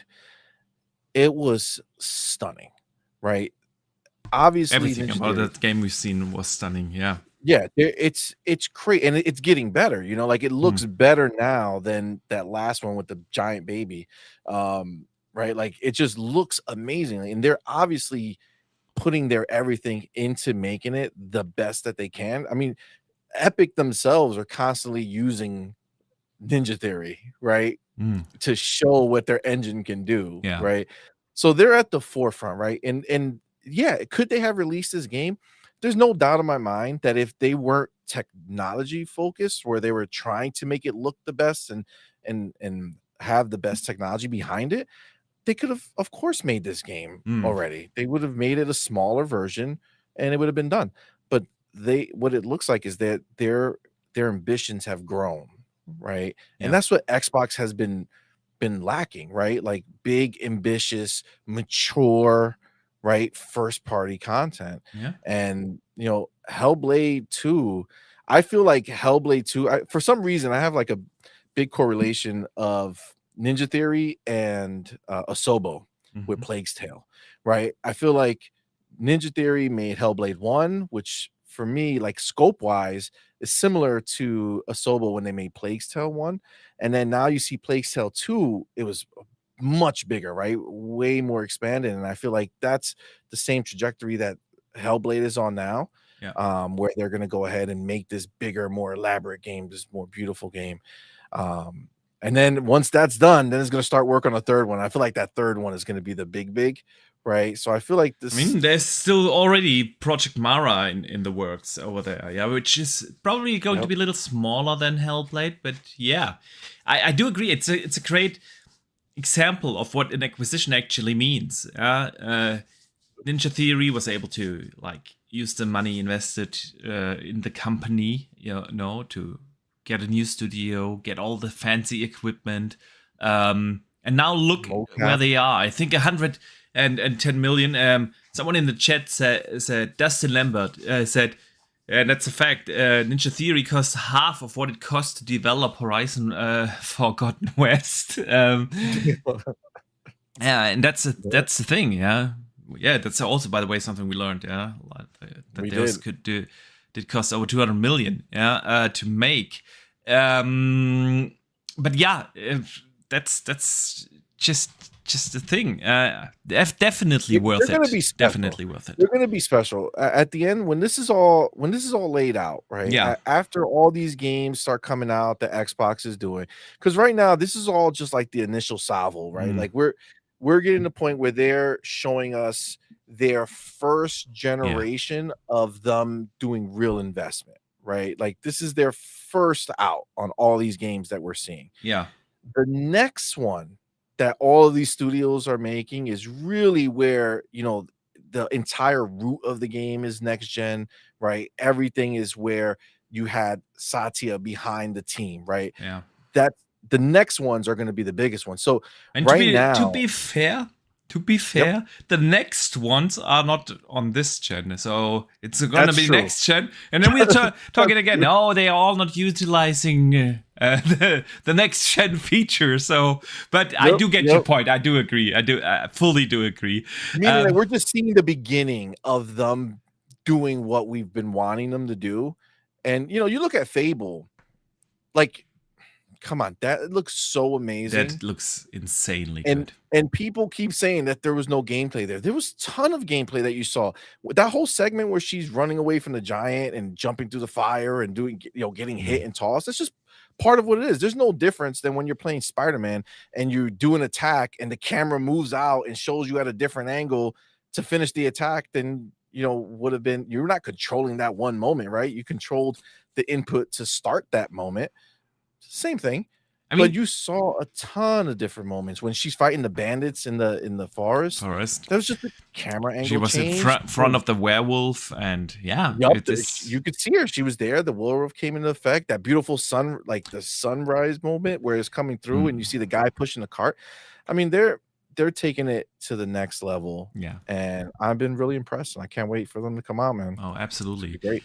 And since we are on the topic of acquisitions, also something we learned. Dutch Xbox looked into basically buying everyone. So not with the intent to actually buy everyone, of course. But I remember very specifically talking about this on your podcast, like I want to say at least 2 years ago or so, that Microsoft probably looks into everyone, and that it would make sense, to at least look at everyone. And that's what they did. They had this entire list, with pros and cons of every major developer or publisher out there. This company is good in tech. They have a great engine. They don't have mobile, and they could boost cloud or whatever. So they had these pros and cons for all those. And of course, some of the bigger names actually were taken into closer consideration. Including Bungie, IO Interactive, and the one I've been seeing a lot of talk about, of course, is Sega. If ABK probably wouldn't have happened, Sega would have been a very likely candidate for Xbox to acquire. It would definitely not get the same scrutiny like we see now with ABK. It would probably have been in a similar ballpark like the Bethesda thing, which took 6 months or so to get approved and then just be done with it. And honestly... Wouldn't Japan give them problem, though? Wouldn't Japan put up a fight to, not I don't know. It's just not a big enough deal with Sega, but I would say for console gamers it would be a significantly more relevant deal, because I've been saying this through the entire ABK acquisition period, that consoles gamer do not get that much out of this deal. We get Call of Duty, yes, every year, but that's more or less it. Then we get every other decade a Diablo game, and that's more or less it. So but short term is relative, because we're talking here really even if they would do I wanted to say Starfield, a StarCraft thing, a reboot, we would talk 6-7 years out. So short term is relative, but Sega definitely. Dutch, what do you think? Sega on the list, Bungie on the list, IO on the list, and basically everyone else. So, what do you make of this, and what do you think Xbox will do after ABK? one way or another. One way or another, they did mention they were looking into them, and Sega haven't ruled it out. They just said not at the moment. So there's always a possibility. They've also mentioned Square Enix as well. I think Square Enix was one of the ones that were going to get instead of Bethesda. How funny would that have been? Like Xbox just buying Square, you know? Yep. But I mean, they have the money to do it, you know. That's the thing. They did. But we've also seen what happens when you don't put Square Enix games on other platforms, as the sales numbers are nowhere near as good. And you can see it's lower console numbers as much as you want, but it shows that the JRPG or the Final Fantasy fans aren't what they were in the first place. And they haven't been for a while, but this is what I've kind of been saying. Like, if you have a look at the actual trend of Final Fantasy games over recent years, the actual sales numbers for Final Fantasies aren't anywhere near what they used to be. That it's not as big of an IP as it once was. I mean, 3 million.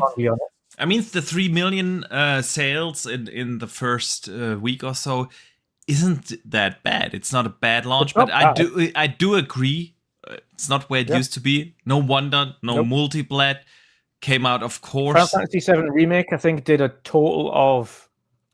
This is before it went on to PC.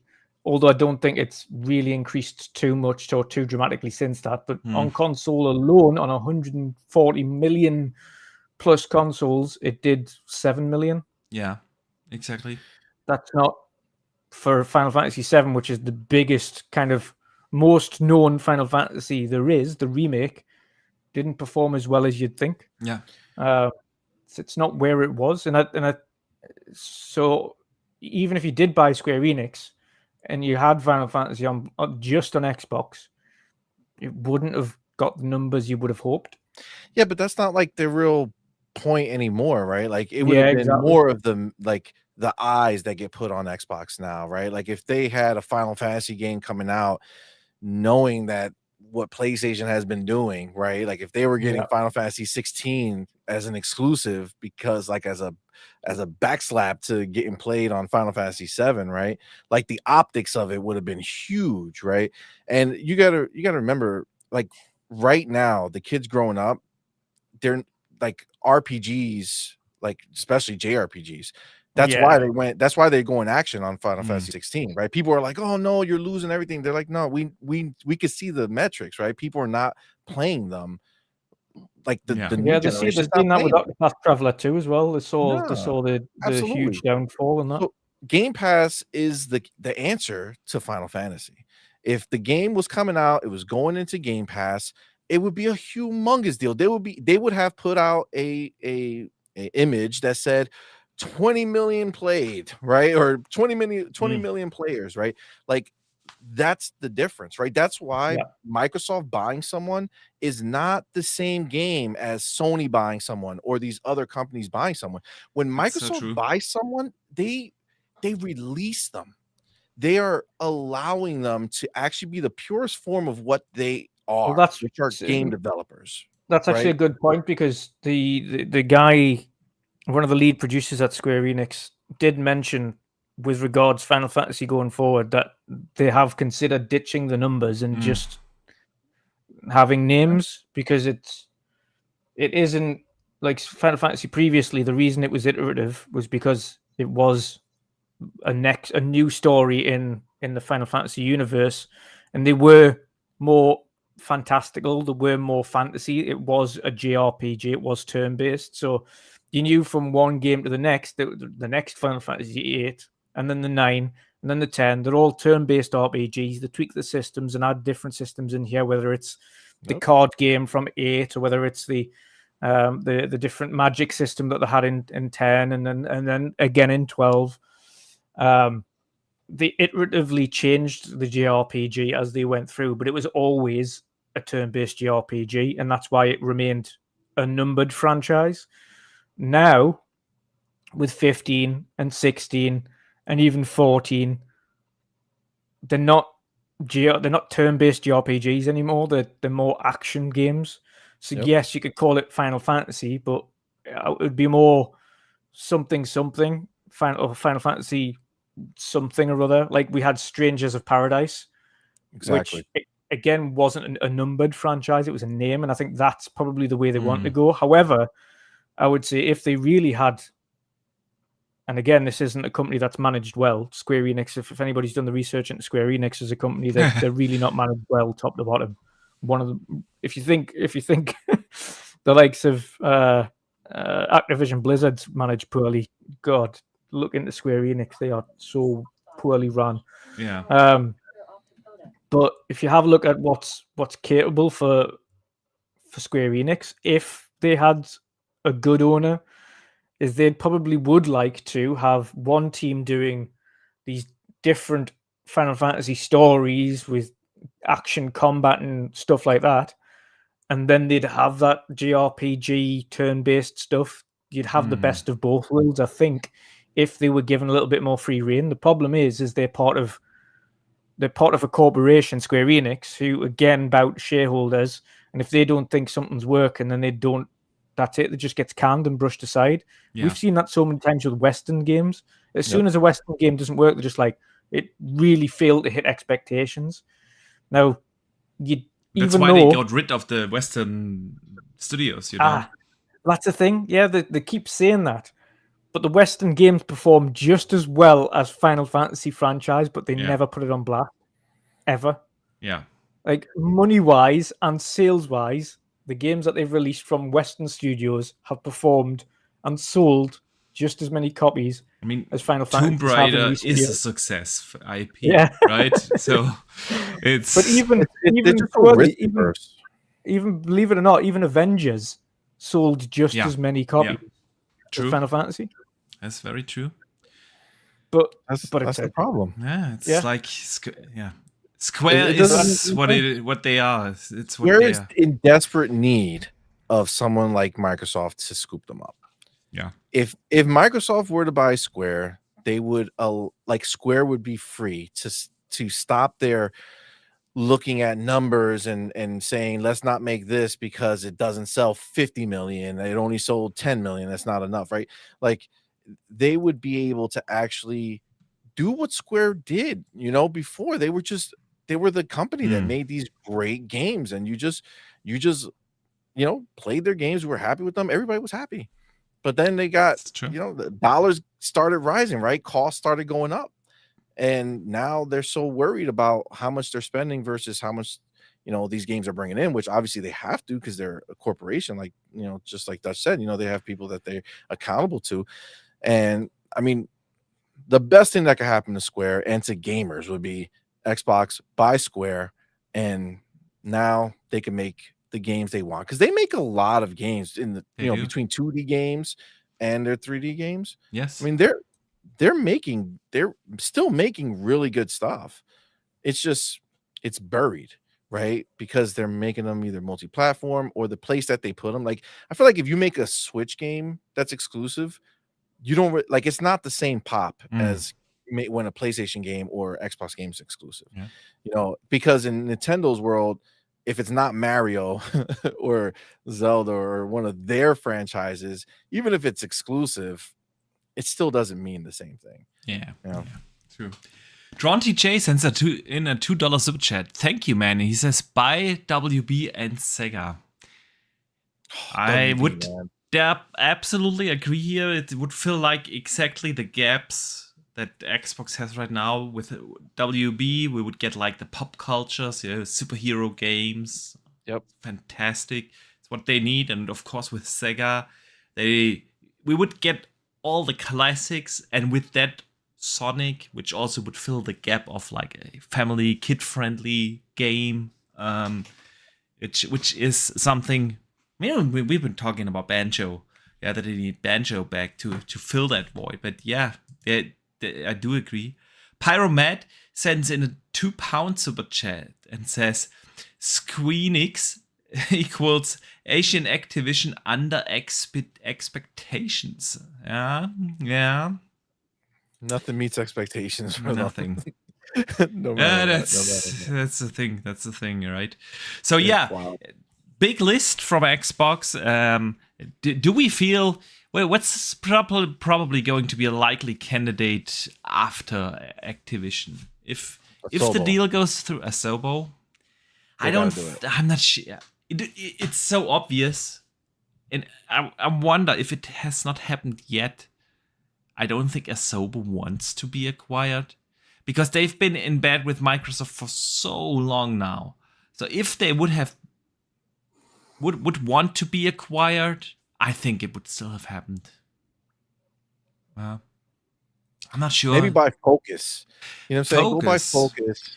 Focus is an interesting one. They tanked a lot of good IP. Yeah, they are super cheap right now. They have some great IPs, and they've been going for these like more AAA like experiences. Yes. They sometimes don't hit it just yet.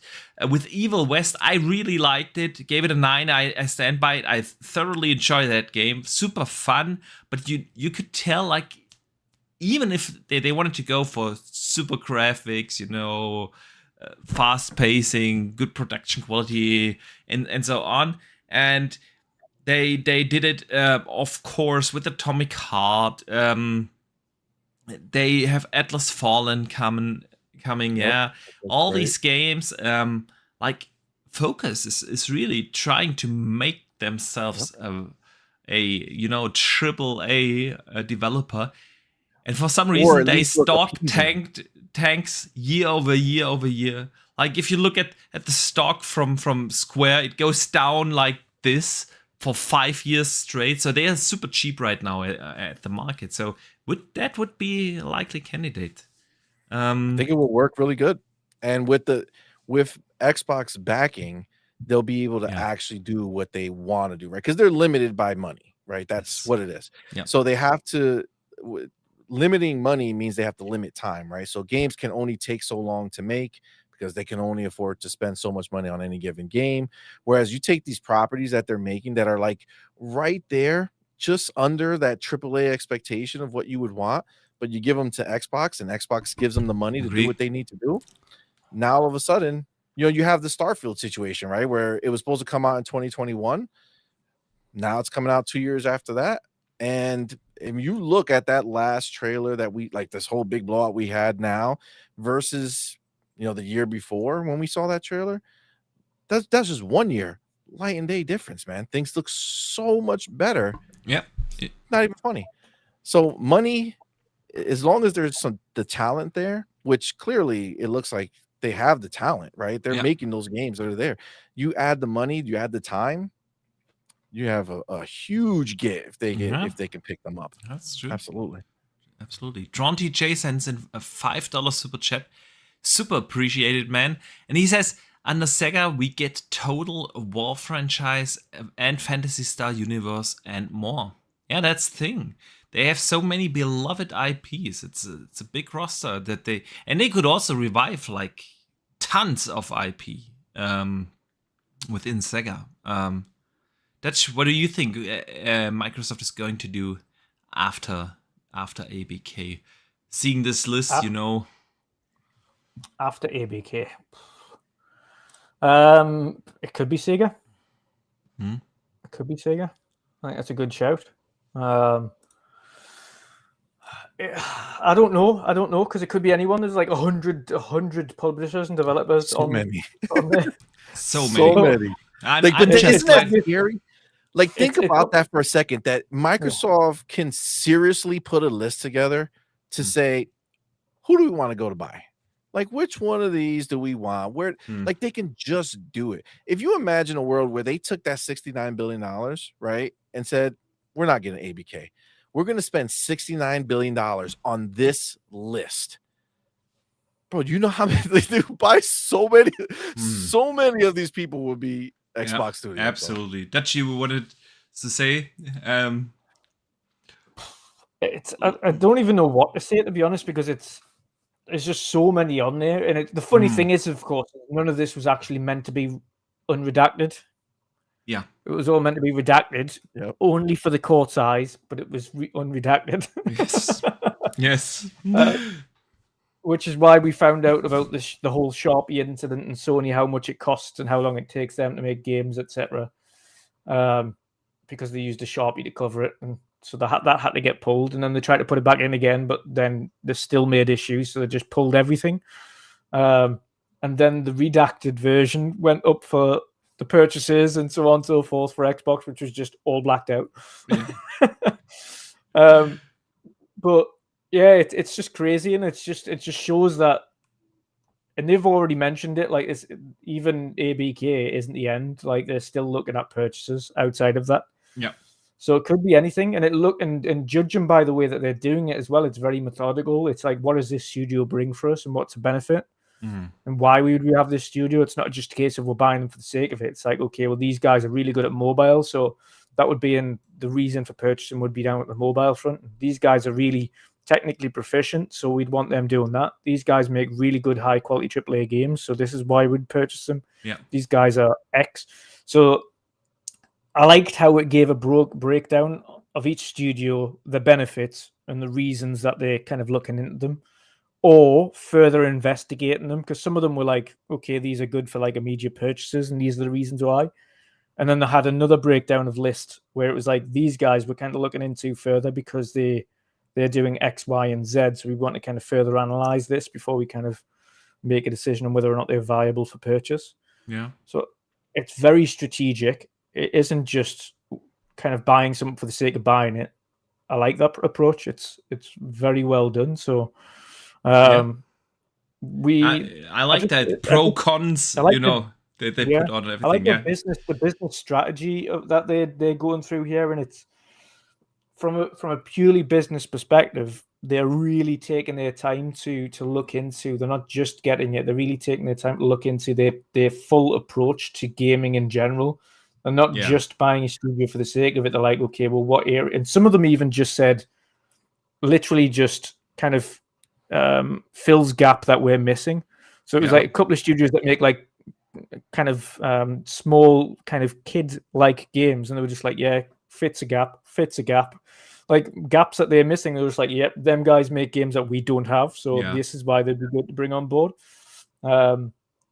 So yeah, I love that approach. I love that approach where it's kind of like, okay, where's our weaknesses, and which of these studios that we've highlighted on this list benefit our weaknesses that we can then kind of fill out over time. Yeah. Really, really good. I really like that approach. It's been very well thought out, and I like how they kind of speak about it in depth and the way that they kind of go about it. It just shows how Microsoft looks at their gaming strategy holistically. Not just we like that's a cheap developer, or they have made one good game, or no. It needs to make sense for them. Yeah. And I love that Crytek was on there, because I my god, that's the one. It was in the chat. Somebody did it. Somebody said that they should buy Crytek. Rise needs to happen. We need Rise 2. Rise 2 is. We definitely do. Rise was I feel it's coming. I feel it is coming, but it will be multi-plat. That's. You think so? Yeah. I feel like Microsoft might. Because it's out there, right? They listen, right? Phil pays attention to what, as a community, we talk about. And I feel like if it came across his desk, like, hey, a Crytek 2 is coming out, I feel like there's at least a conversation to be had there. Like what we can do, get into Game Pass, do something. I don't know. The crazy thing about the list, though, when you think about it, unless I missed it, Bethesda wasn't on the list, right? Did I miss that? I think that this was from after the Bethesda acquisition. So yeah. So they already had them when they Activision made the list. wasn't on there. Activision wasn't on there, right? Yeah, correct. Okay. Yeah, that's the fact that they're showing you publishers and the small, the smaller direct developers, like it does give you a good insight to where they're going. And obviously this deal came out of nowhere, right? The Activision deal, they kind of just scrambled, made it happen, right? Essentially right after Bethesda. So you got to imagine what we're seeing is just the beginning of what it was. I'm sure they've spoken to some of these companies. Like we know Sega, they did speak to, and what they ended up settling on was their partnership to do that super game and do all the stuff, right? Like that's what kind of came from those initial talks. So I could just imagine how many of these people are just kind of waiting, like are just on hold Yeah. until the deal goes through, and then they're going to start popping back in. I think they'll go, direct studio.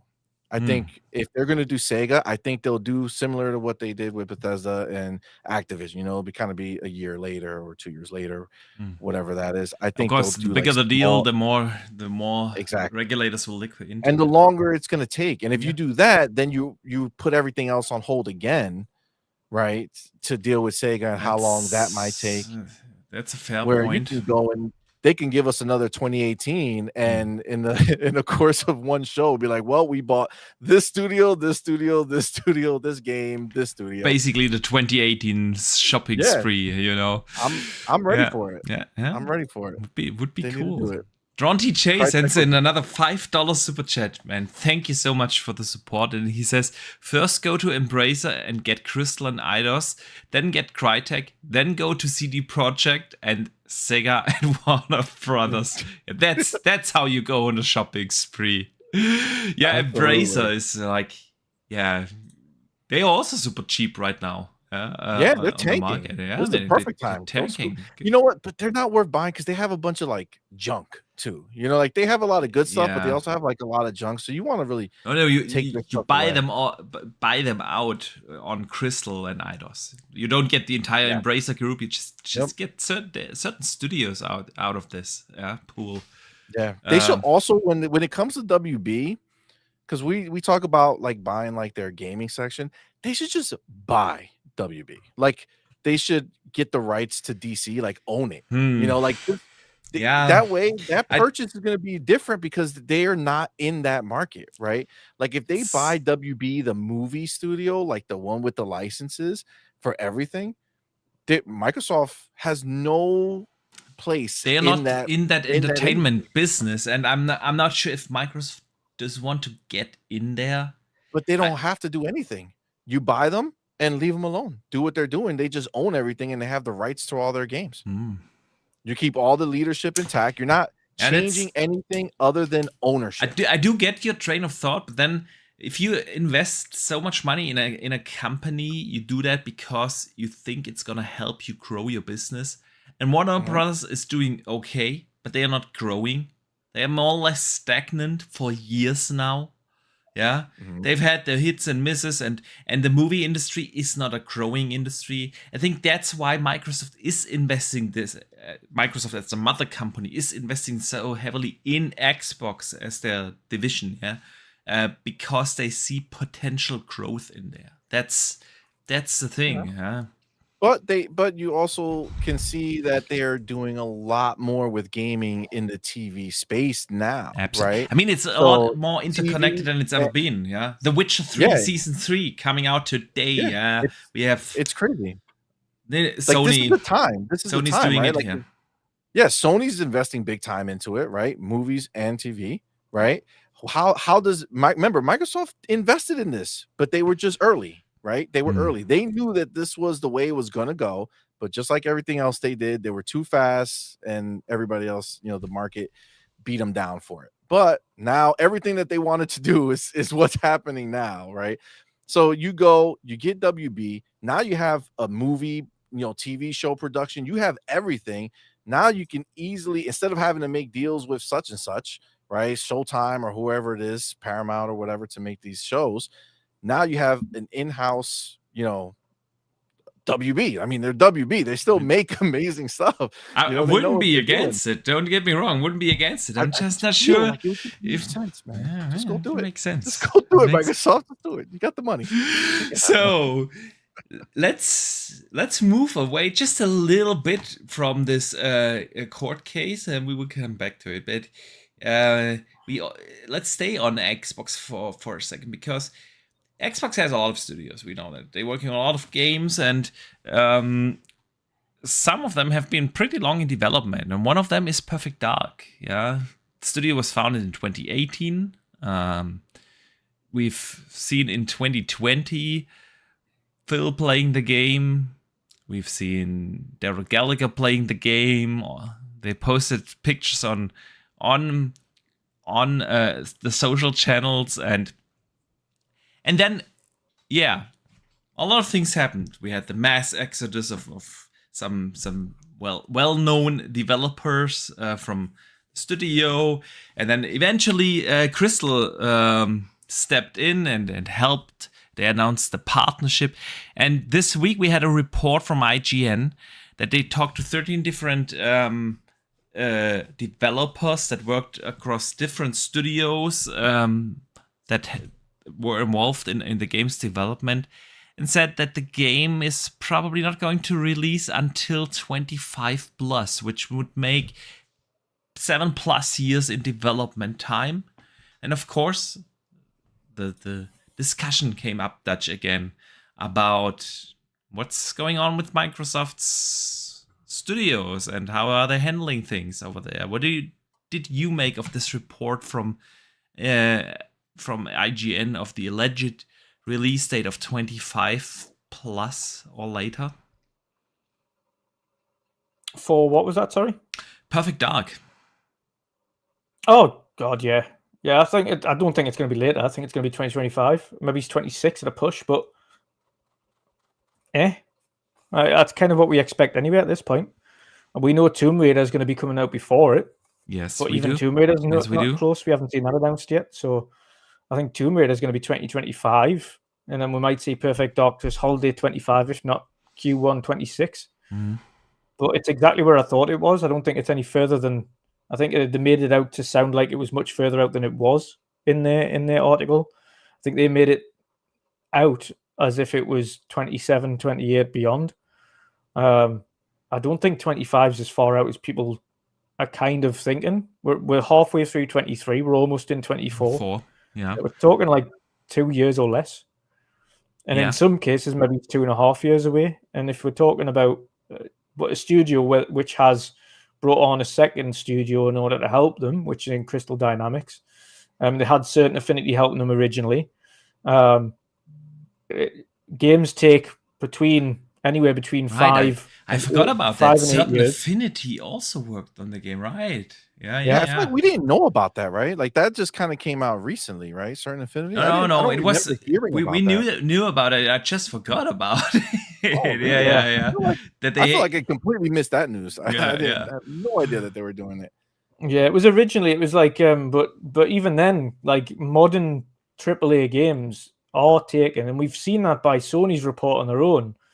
They're unredacted, accidentally unredacted, because you could actually read through the black smudges. Yeah. But all of those titles took 5 and 6 years. And we'll have a look at Perfect Dark. I mean, it actually began production. That's probably in line with 5 and 6 years.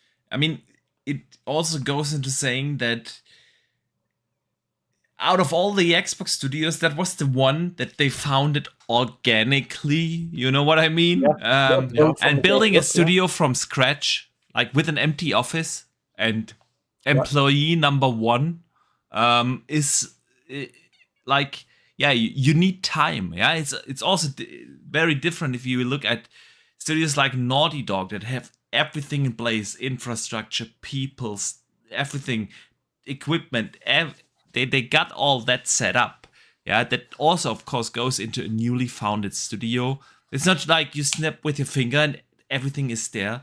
I also think that this is one of the main reasons why they have this very strong collaboration now with Crystal. Because, studios don't grow overnight. That's just not happening, No, it's hard, especially if you want them to work well, right? Yeah. Like it's going to take time, no matter how you cut it. Every single one of these new employees that you're bringing on have to learn how to work with each other, as well as bringing what they know how to do, right? So that all just takes time to grow that. But the time frame, I mean, Matt Booty already said that he's played it. He said it's in good shape. He said over the course of the next 18 months, they're going to be able to show it. So, I mean, realistically speaking, you figure they show it within 18 months or so. And then you figure another 6 months to a year after that, the game's coming out. Yeah. I mean, that makes sense, right? I mean, like time wise, it lines up. Lines up. What, 2026? We got a release. Yep.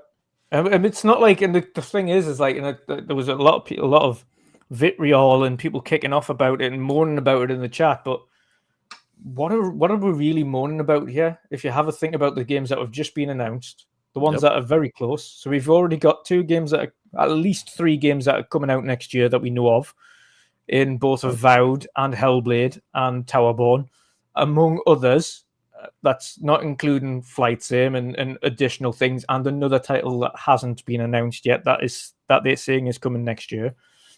And then we've already got Clockwork and Fable, South of Midnight. Clockwork, Fable, and South of Midnight. 25. So there's at least 3 games next. At least 3 games 25.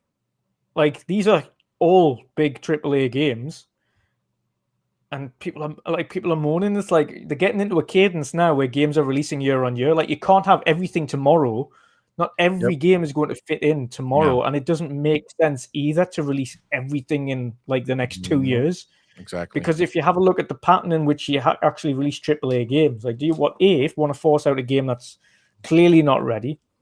B, do you want to just unload everything on people within 2 years, and then you've got nothing left? And because games are taking 5, 6, and 7 years to make, you're going to have a huge gap in when games are releasing again, or are you going to actually get a cadence of release? And the one thing we've always had against Microsoft is that they haven't been consistent with the cadence of release. It's not that they don't release games. It's because when they do release it, it's stop-start. We'll release 4 games here, and then next year we've got nothing. And then the year after, we release 3 games, but then the next year we've got nothing. It's like, no, what we need to get is a pattern of Xbox releasing 3 to 4 games every year that are of quality, and then have little things dotted in there that's like smaller double A's and single A games and B games and indie titles. Have them scattered within that, and it just packs out the year. And they've got an abundance of all of these things. They just need to get into it in a cadence where these things are releasing year on year and of quality. So what we have already is a good timeline for 24 and 25 of these awesome games that have been announced that we know are in a good place. What we don't want to do is force a game that's a 26 or a 27 to come forward into a 24 or 25 that clearly needs more time. We've seen the benefits already of Starfield and just what a year did to that. Yeah. You can see hand in hand what it would have looked like if it launched last year when we last saw it, and how it presented this year, and how hyped people are for the game based on its presentation, which was on Series X, by the way. That game was shown off on Series X, which we only found out afterwards, but at least we found out. And we know the game's performing well because Todd has been playing and testing the game himself on a Series S, not an X. So he's been playing it on the S. So he knows the S works fine. And he knows that performs and looks great. And he wanted to make sure that the S version looked great. So that's his remit. He said, right, okay, well, we know the X can handle it. I want to make sure it looks great on an S as well, which is, of course, why I think partly why they've kind of kept down the 30 frames thing. They don't want the X to massively outpace the S. So they've said, okay, 14, 40, 30 here and 4K 30 here. I think if they had just focused, and again, we've been over this again, if they had just focused specifically on an X overpowering, they would have had a 60 frames looking good on X. But they've made sure they've got the best version for everybody. So since you brought it up, we got some Starfield news this week, specifically related to that topic. There was an announcement with Todd Howard that he even put out a video with Todd Howard. You know, it was not like just a tweet or something. They kind of made a big fuss about this with AMD, that they had a close exclusive Starfield partnership with AMD that will benefit players on Xbox and PC. They said, we have AMD engineers in our code base working on FSR2, which is of course a Fidelity FX super resolution 2, image processing and upscaling, and it looks incredible. You're going to get the benefits of that obviously on your PC, but also on Xbox. And Dutch, I know, you've been saying this for, I don't know how long, a year at least, that you don't get why developers are not using FSR more often, especially on console. We've got these upscaling techniques. I mean, DLSS is more or less standard now on PC. Yeah. FSR2 is also implemented in tons of games. Yeah, using them right now here on my Ally. FSR in Diablo, beautiful. FSR in Cyberpunk, amazing. You know, it is fantastic technology. It might not be up on par with DLSS 3, yes, but it's still in itself a fantastic technology. So with that being so heavily advertised, AMD engineers being in the code base of Bethesda, to help bring this technology in, why do you think we still do not have 60 then on consoles? That is a good question, but it also begs the question: if FSR2 is being used in order to upscale the game to 2K and 4K, then how does the game run when it's not? Fair point. Fair point. Yeah. I mean, can it be too big? I don't know. Can Starfield be too big of a game for this generation? I don't know. I don't think it is. I think it is. It's just that to get the quality on screen that he wants to have, he clearly wants to have this game looking as good as it can be. He wants it to have as high a resolution as it can as well, to have a sharper image, a clear image. So using FSR in order to get that up, because I think realistically, without FSR, we'd be talking this game would be running at 2K 30 on an X and barely 1080p on an S. If it didn't have FSR. With FSR, it's getting 2K on an S and it's getting 4K on an X. Yeah. Now, I know the PC guys are furious that they've got the partnership with AMD to get this FSR running on PC as well, and they've got a specific partnership with that. However, that isn't to say that this game will not have DLSS at launch. Yes. It's just to saying that they're working hand in hand with AMD exclusively to make sure FSR is the partner for the game. Yes. DLSS will be there, but they're not exclusively working on it with them. They're not having to hand-on-hand work with the game to make sure it's working.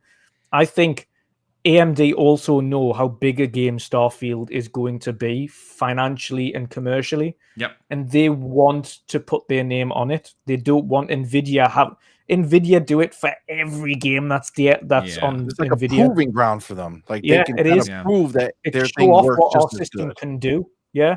That's what NVIDIA do for the likes of like every time a Cyberpunk update comes out, they do this huge demonstration on look at these fancy new DLSS tools and look at this fancy new ray tracing technology that we've got. It's NVIDIA.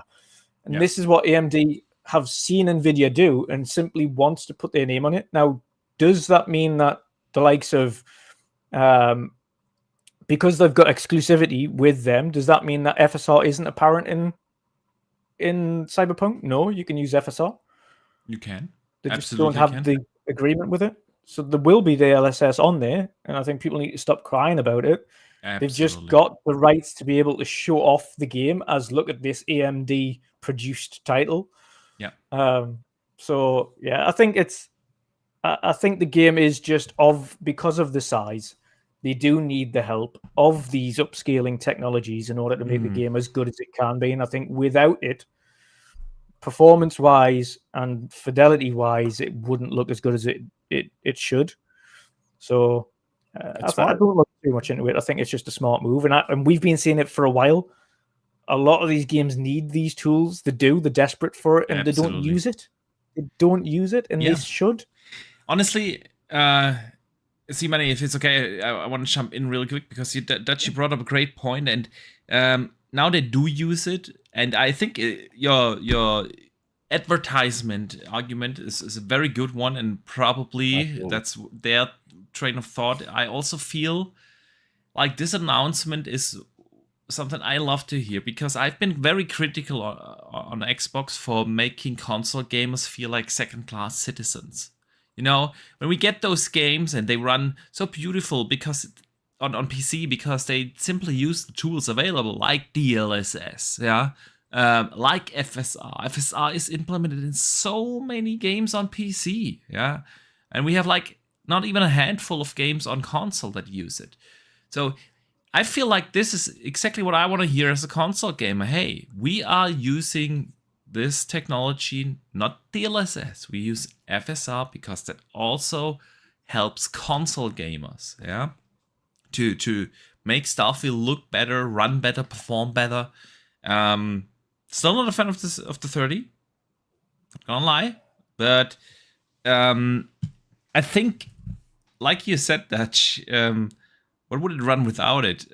I think the ambition, especially in this game, I know a lot of people bring up the scope and how big this game is. I think what they want to do, or what really brings down performance in that game, is going to be the lighting, because doing GI on such a scale where you have like ray tracing not just from the sky, but you take the sky into account, like the sun, you have the atmosphere, you have your actual clouds.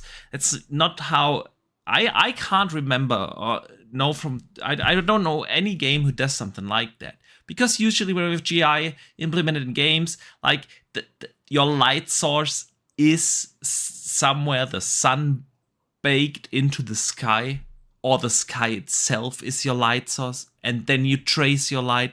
But they actually trace the light, from your stars, from your moon, from your sun in the solar system you're in, through the atmosphere, through the clouds, onto the planet. I think that's like really something I have not heard of in any game, and you can argue, was that a good choice to do or not?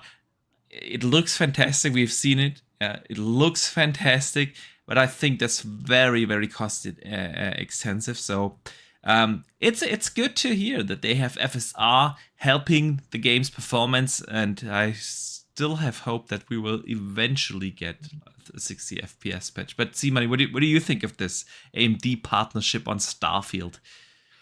Yeah, I mean, for me, I feel relieved that they're going to have a shot, because you're right, Dutch. All you hear is the NVIDIA, showing the DLS performance and look at how much better it is.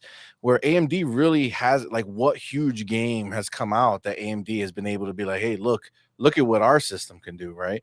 Like, the other, like the Cyberpunk, it has FSR, right? But they just kind of put that in, right? Whereas here, AMD's actually going in there and they're working on it to make it better for this specific game, to make it work the best that it can work. And now you're going to have that on Xbox, right? With the Series S, which I think is doing a lot. That's probably doing a lot of the heavy lifting. You figure it's probably in the 720 range going up to the 1440, right? It's 1440, they said, right? They said 1440 at 30. Mm-hmm. Yeah. So 1440, 30. Yeah. Yeah, absolutely. So, AMD is getting their shot, because when you in the PC space, NVIDIA's the king, right? Like when you think about performance and all that stuff, and you think about the big dog, the 4090 and all this stuff, like NVIDIA is they've taken that mantle. They're at the top, and AMD has been kind of on this lower level, but they've been constant for consoles for such a long time, for the big boys in the console space. So I think that, you guys are right with Starfield being like that beacon moment for them, where they can, have something that's going to be hugely commercial. It's going to be everywhere. And if it's a success as far as how the FSR works, if it does what it's supposed to do, and it does give us those crisp, high quality, graphics that we want to see at the high resolution, I think that's going to be huge marketing for them going forward with anything else that they want to do. And it could be the start of, Xbox really working hand in hand with them on all their other games, and have them dig deeper to get that, higher performance. I mean, obviously they're not ready to talk about every game that's not coming out quite yet, but I wouldn't be surprised if this is happening for Fable, if this is happening for, South of Midnight and all these other games that they have going on. So maybe this is just the start of this becoming the norm, where we find out that AMD is digging deep into all these games and really helping push the Series X and the Series S into these higher levels that, realistically speaking, we've seen games with nowhere near the scope of Starfield running on the Series S that don't look great. That can't hit that 1440, right? Or the frame rate, or sometimes the both, right?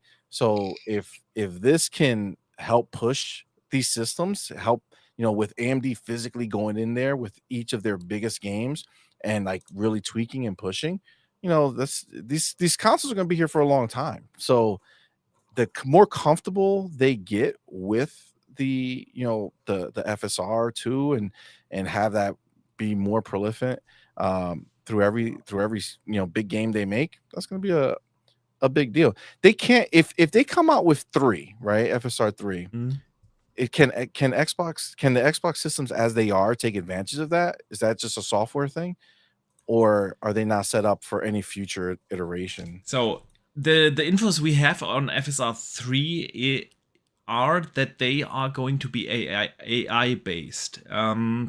It has not been confirmed that you need dedicated hardware like Nvidia does. Nvidia have the Tensor cores, you can do AI stuff differently. The AMD graphic cards have FP16, FP32 capabilities. It's possible. It's not as accelerated. It's really like a unique feature right now for their cards. Intel do have them as well on the XeSS. With XeSS, they can use also AI.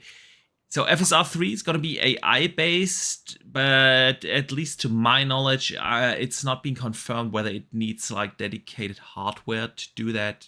So we shall see. Because that'll probably be the big push for the future of the consoles, right? Because if they can keep making the technology better, it's 100% the push for the Pro and the mid-gen refresh consoles. I want one. I hope they do it. Absolutely. People always say when mid-gen refresh consoles come out, what's the point? Like last gen, we had when the One X and the PS4 Pro came out, it was 4K was the selling point. Yeah, we can do now 4K. What's now the point? And I think AI-based upscaling is definitely the thing with the mid-gen refresh consoles. I mean, Microsoft's doing such a big push into AI in general, right? So exactly. It would just come together. It makes sense. Absolutely. So I missed the super chat from Fanto Sir and feel bad. So Fanto wrote in for being a channel member for 11 months, which is absolutely awesome. Appreciate that. Sony could be third party by 2028. Quite possible.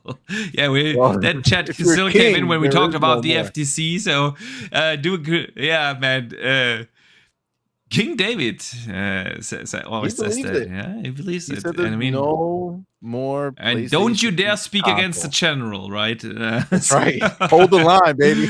Hold the line. So no, it's funny. He was just on Boone's show earlier, and one of the super chats you had earlier on was talking about FTC and what it stood for. But towards the end of the show, King was doing one of his his rants where he goes on and he was destroying the FTC, but he mentioned how FTC now it just stands for F the customer, right? F the consumer. It was like, that's money. F the consumer. Yeah, that's our FTC. Definitely feels like it.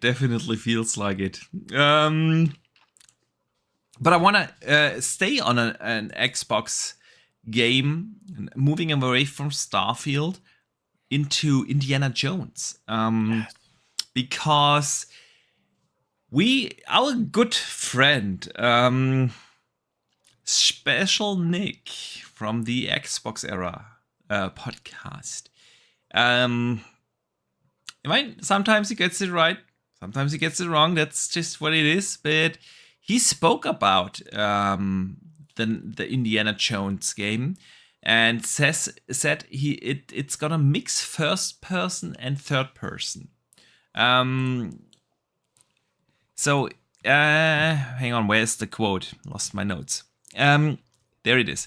there's been a lot of talk about whether Indiana Jones would be first person or third person.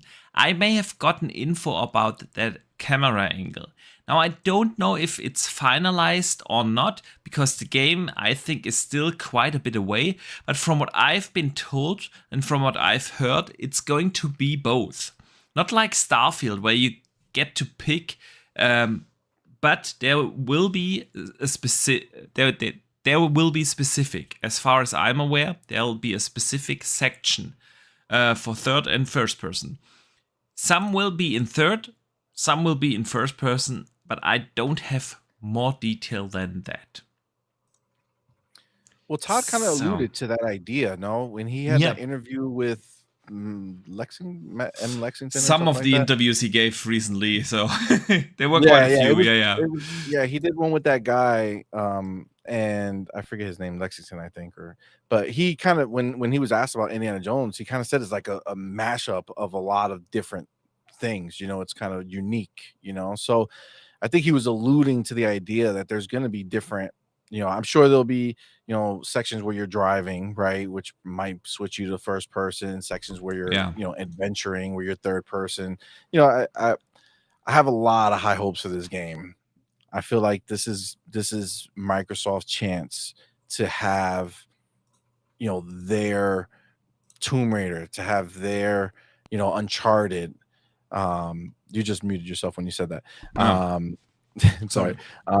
Just like to have their Uncharted, right? Like, it's not that there has to be a tit for tat, but realistically speaking, it's something that if you're an Xbox only player, you don't, outside of third party, right? Like a Tomb Raider, right? You don't get to see the power and the money that can go into, an Uncharted like experience, right? For the Xbox. So I'm really hopeful that Machine Games, is gonna knock it out the park. Wolfenstein, both of them, 1 and 2, were phenomenal, right? And those were first person. Absolutely. But they tell amazing stories, right? And the performance capture that they do and the way that they bring that to you, and their ideas, or how you started in the wheelchair of the second game, it was phenomenal how they made that. And I think that this will be, and I think a lot of companies are having this right now, but this is going to be their guerrilla moment where they go from that first person shooter only scenario, and then all of a sudden, they're known for being able to do whatever they want to do, right? Which is kind of what Playground is trying to do, right? With going from Forza to Fable. I feel like this is going to be their big moment. They're going to take a big step forward, and kind of make their mark as a big name that Xbox fans are going to be looking towards. The nice thing about Bethesda, they had so many studios inside, but I think as they start releasing big games, like Arcane kind of took a step back a little bit with Redfall, right? But as they start releasing bigger games, and once they become known, where like Machine Games made indie, Machine Games is going to almost step outside of that Bethesda, umbrella, and just become Machine Games, just like Playground or any of these other people, kind of under the Xbox fold. Oh, you muted yourself back. Damn it. It didn't unmute. I tried to. Now I lost my train of thought. What was I? Machine Games making their name known outside of the Bethesda fold. And Todd Howard being involved. And I want to see what Todd... We all assume indie is not going to be like an open world action RPG, like the Elder Scrolls or Fallout or Starfield games. It'll be an Uncharted type. That's what we all assume. So I want to see what Todd can do in a game that is not Bethesda RPG. Dutch, what do you think about this leak from Special Nick? About what, indie? Yeah. It's Machine Games. I expect nothing but awesomeness, to be honest. Machine Games and id Tech are fantastic. So I'm looking forward to seeing it. I'm looking forward to seeing them diversify into something different. Something that isn't shooting variant. It's going to be their Uncharted, their Tomb Raider. It's going to have a lot of action in it, of course it is, but it's going to have. I think the one thing indie as a game needs to have is still the indie silliness and the humor and things that's in there. And as we've seen through all of them, he's kind of things never go right. They always go wrong, but they go wrong in a good way for indie. Like they always seem to like go terribly wrong, and he ends up in a snake pit, and he's like, "How do I get out of here?" But it goes wrong in the right way, because it ends up that he's only like 3 corridors away from whatever he's trying to find in the first place. He's like, so I found it. He's like, so it goes wrong, but into his favor. So, it should, again, what we want to see is kind of what we've got from the Playground team with Fable, and is that, okay, well, we know what this IP is, but is this team capable of doing it? And what we've seen from Playground is so far we've seen that they're capable of maintaining the humor that we expect from Fable. And they're going down their own path, but they're also very capable on making it look graphically very impressive. So we're kind of confident on what Fable is becoming now. And essentially what we need to see from Machine Games is, right, okay, we're confident on what you can do graphically, but what we need to see now is how good are you making an action adventure game that doesn't primarily involve shooting. And although really fast from time to time, there's like a lot of lassoing, there's a lot of whip using, there's a lot of adventure and clambering and climbing and stuff like that. So, and again, if they're doing the indie title, they're going to use Harrison Ford's likeness for that title, with it being Disney, or they're going to use a different likeness, which is going to be another thing that people might have to get used to if they change that up. That's interesting. So we'll see. I'm excited for it though, as an indie fan, as an old man, and loving the indie franchise. The old man again here. Yeah. Loving that franchise. It's a really cool point. Even at Disney, like if anybody's been to Disney World, they used to put on the Indiana Jones. Yes, I don't know if the show was so dope. The show was so dope. And seeing that live and acted, of course, you don't see the actors really, but you see them doing the fight, and then you see the plane coming around and the explosions with the Nazis and things like that. And it's awesome to see that enacted, and the boulder coming down and dodging things. And they've, like, as a play, they've done that really well for years and years. So you kind of hope Machine Games keep in piece with that. And yeah, I'm looking forward to it. Big indie fan. I feel like what they do with the character is gonna determine what they see from this franchise. Because I feel like if they do kind of spend the money to get Indy's likeness, right? I don't think that that's something that they're saying that they're going to be making a bunch of these, because I feel like that's cost too much money, right? Yeah. Like I feel like if they get a lookalike, someone who can do the performance that's not quite as close, then for me that would be them saying, okay, we can see taking this from just this one game, if it does well, turning it into a franchise, because then we don't have to worry about putting Indy's likeness on there, and then for the next game they don't want to do it. Then I think too the Sea of Thieves crossover, and even the Sea of Thieves crossover of Captain Jack Sparrow was Johnny Depp's likeness. It wasn't just a different character. Like, as much as it was cartoonified, it was still very much Johnny Depp's likeness in that game, and it was very much his portrayal of it. Yeah. So it's not to say that they won't, and we know that in the new indie film, they have used AI generation in order for some scenes to be his older self. His younger self. So we know that they've already used the technology in order to make, or have mapped his face so that they can use that in digital scenes. So it's available, and I know Disney would be keen on using that. So if they've got the Disney license anyway, I think Disney would be inclined to kind of give them what they're doing to make sure the game looks great.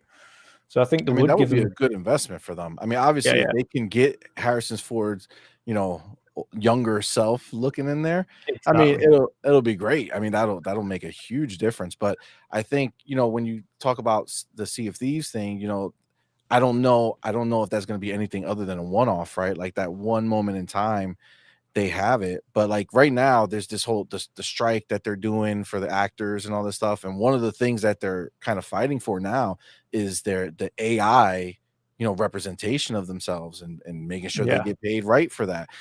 So like Microsoft is already kind of not risk averse, but they don't really like doing things that they don't.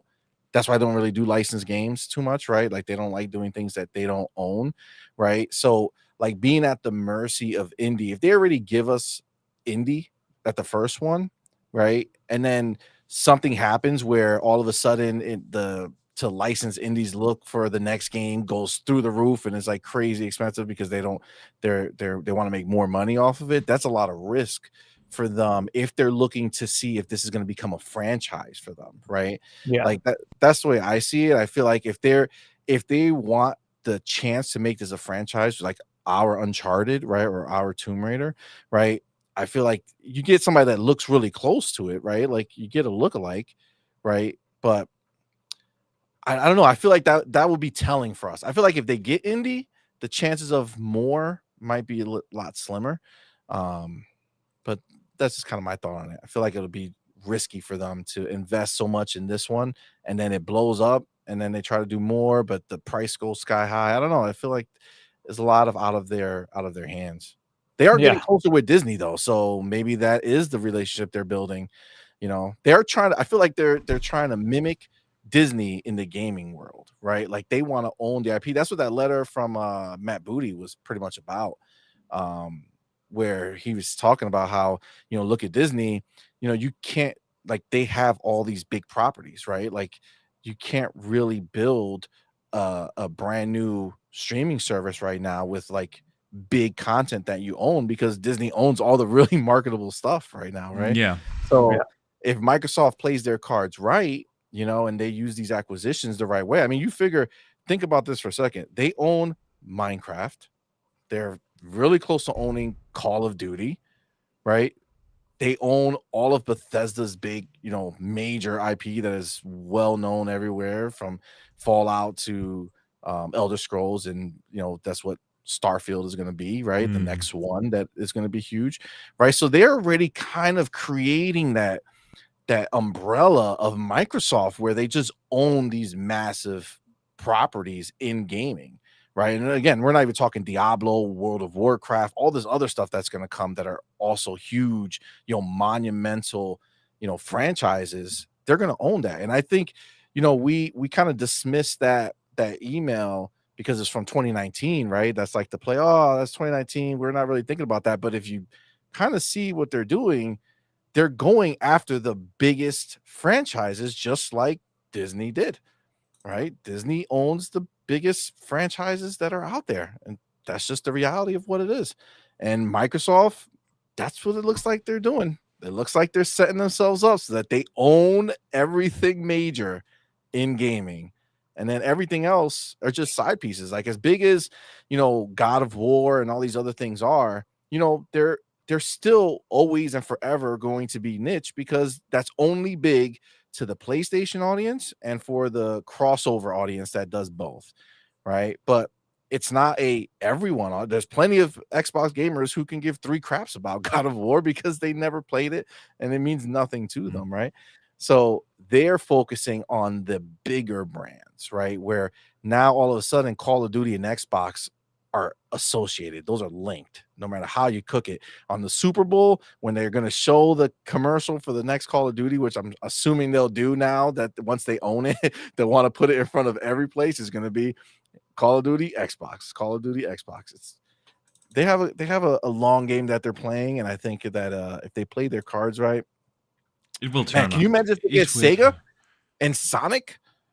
Now they'll have their. Now we're back at Sega and Sonic. So since we are already 2 hours and 40 minutes into the podcast, and we still have the community questions to go, and one other topic I want to discuss, I would like to move on to something that Nintendo did. Nintendo pleasantly surprised me this week, and they don't do that often. So I thought we need to talk about it when something positive from Nintendo comes out.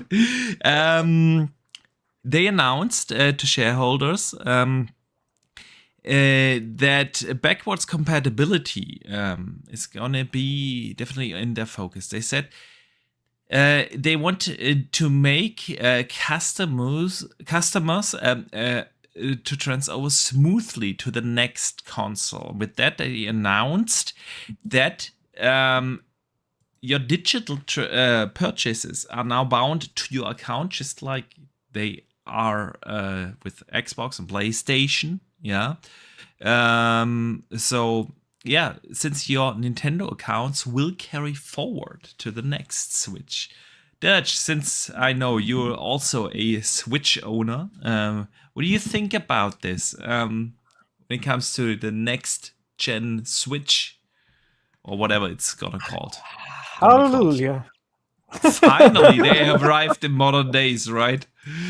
Yeah, but it also begs the question, obviously that's just the digital front. It also begs the question of how the physical form is going to happen. Yeah, and that's a good... in terms of if they're going to stick with the cartridge again. I think that's going to severely limit them. Or at least unless they upgrade so that you can use your older cartridges, but they've got newer cartridges that can contain more space. Yeah. That can be used, or there's something that they do on that front. I mean, do we really want Nintendo to move on from the cartridge? It's kind of like, you know, it's their thing, man. It's their thing. It is, but it's their own medium. You literally cannot buy these cartridges anywhere else. Yeah, like it's not a physical format that anyone else produces because it isn't a thing. It is literally a Nintendo thing, so they could produce their own larger variant of it. Yeah. But I think they should potentially even provide. I think they did this with kind of with the older formats anyway, where you kind of even the SIM tray, should we say, where you can put them in your phone if you've got a micro SIM, but the phone doesn't support it. You can get the tray that goes in. You put your SIM in that, and then you put that in the phone to make sure you can use the larger cartridges. They could have something similar to that, where, of course, there's a larger cartridge, so it's a larger gap. However, they provide this kind of expandable thing in the box with you that allows you to use the older cartridges and slot that into the machine. Absolutely. So that works. So it could be a workaround, but it's good news. It's good news that they're going into backwards compatibility, and you can use your old games, because, of course, you could use 2DS on the 3DS, and you could use the old Game Boy cartridges on the 2DS and 3DS. And so there was... They had backwards compatibility. The ability. Yeah. I mean, aside from the fact that on those things, the old Game Boy cartridges used to stick out like a sore thumb, like, apart from that, it was backwards compatible. Obviously, they lost that with the Wii and the Wii U. So bringing it back from the Switch to the Switch 2 or Switch Pro, whatever it's going to be called. Switch 2. It's the only it's bound to be. The good thing about being backwards compatible is that it's going to be a variant of the Switch. Now, we know that now, so it's going to continue to be this thing. From what Bobby Kotick has said, it's going to be on par with the PS4 and the Xbox One in terms of its power. Yeah. So it's not going to be uber powerful, but it's going to be at least doubly powerful compared to what it is now, which isn't even on par with the 360. I mean, it's great. We get 10-year-old hardware sold to us as brand new. And we will buy it day one. We will buy it. Do you guys think NVIDIA is going to... Did you have to remind me? The DLSS? You think that NVIDIA is going to go ahead and stick DLSS 3 into the new Switch? It would absolutely make sense. Because that would change everything. Because that would take it from, the power of the Xbox One to, I mean, realistically speaking, the output of what you would get for, I would say you could even get up to like the Series S level. When you take that in consideration, if they were to go ahead and make that part of the new system, where it's like ingrained and it's just automatically there, and whatever it's built, it's going to do what it needs to do to upscale, which, again, you brought up how AI is going to be huge going forward. I mean, realistically speaking, Nintendo's making this new system. I don't see that being a huge cost factor, right? Putting in the the ability to do it as limiting them. So I don't know. I think we can I'm really excited for what the next Switch is going to be. I feel like they have found, like Nintendo finally found the perfect solution. That's why I think they're going to go to 2, right? Because they never did a 2 before. They always change it because they're always searching for like the next thing. Yeah. But they've reached the epitome of it, right? Like it's done. You have combined your handheld market with your console market. It's over. There's no going back from that, right? You can't re-separate them and separate your markets again, right? It's too much. It has to be one. So if you're going to go all in, you go push the graphic narrative again, not to be better than the other ones, but now with DLSS 3, you're in that conversation now. People are not having to worry about, what they do to make your Switch version, right? Even Bobby Kotick was saying that with the next one, he would consider doing one, which means that it's in that realm.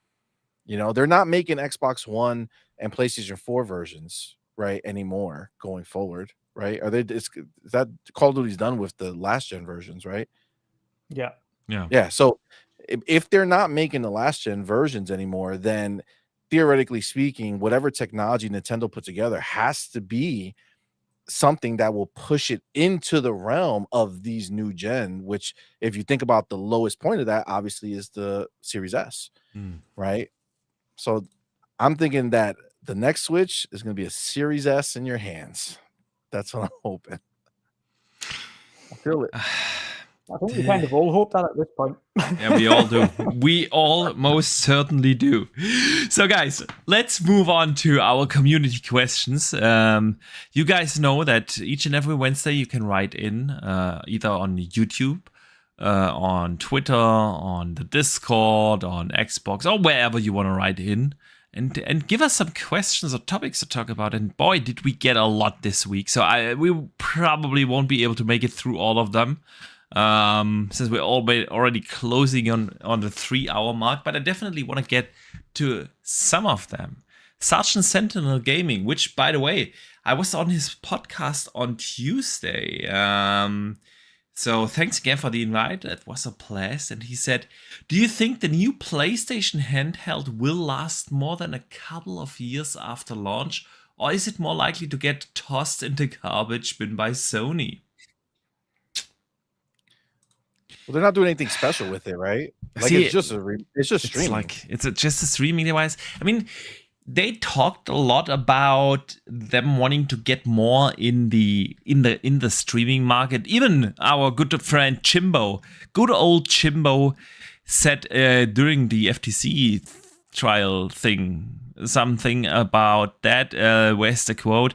He says, Sony, it's not going to be cloud gaming won't be a major part of the business before 25, but PlayStation is making significant investments in cloud technology. So as of right now, all we know is that what was it called?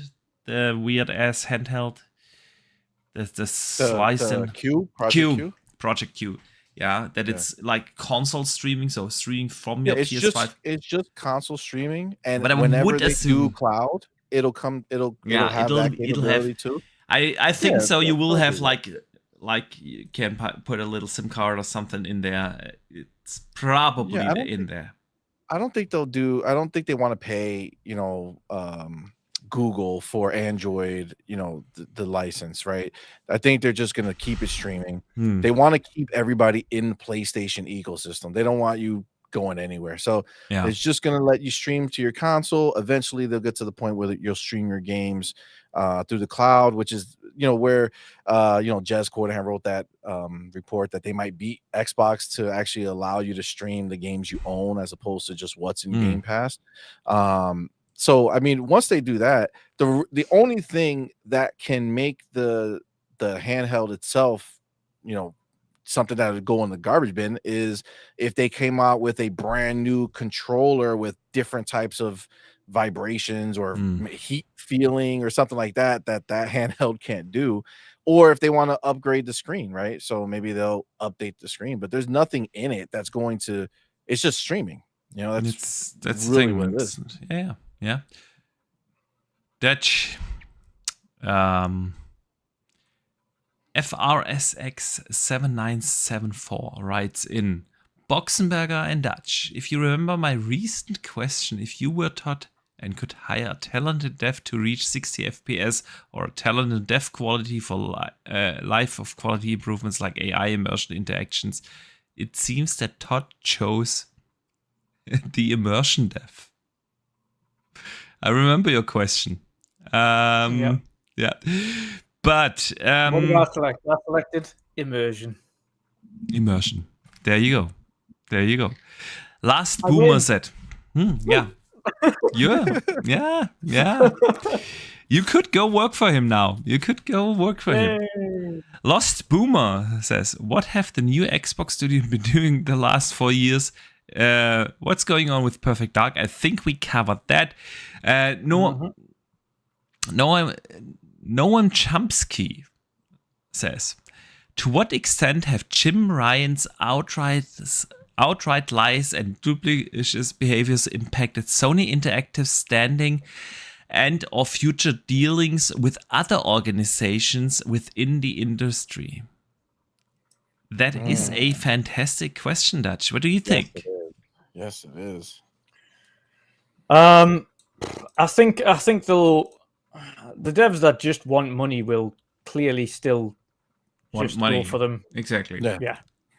But I don't think the conversations are going to be anywhere near as straightforward these days.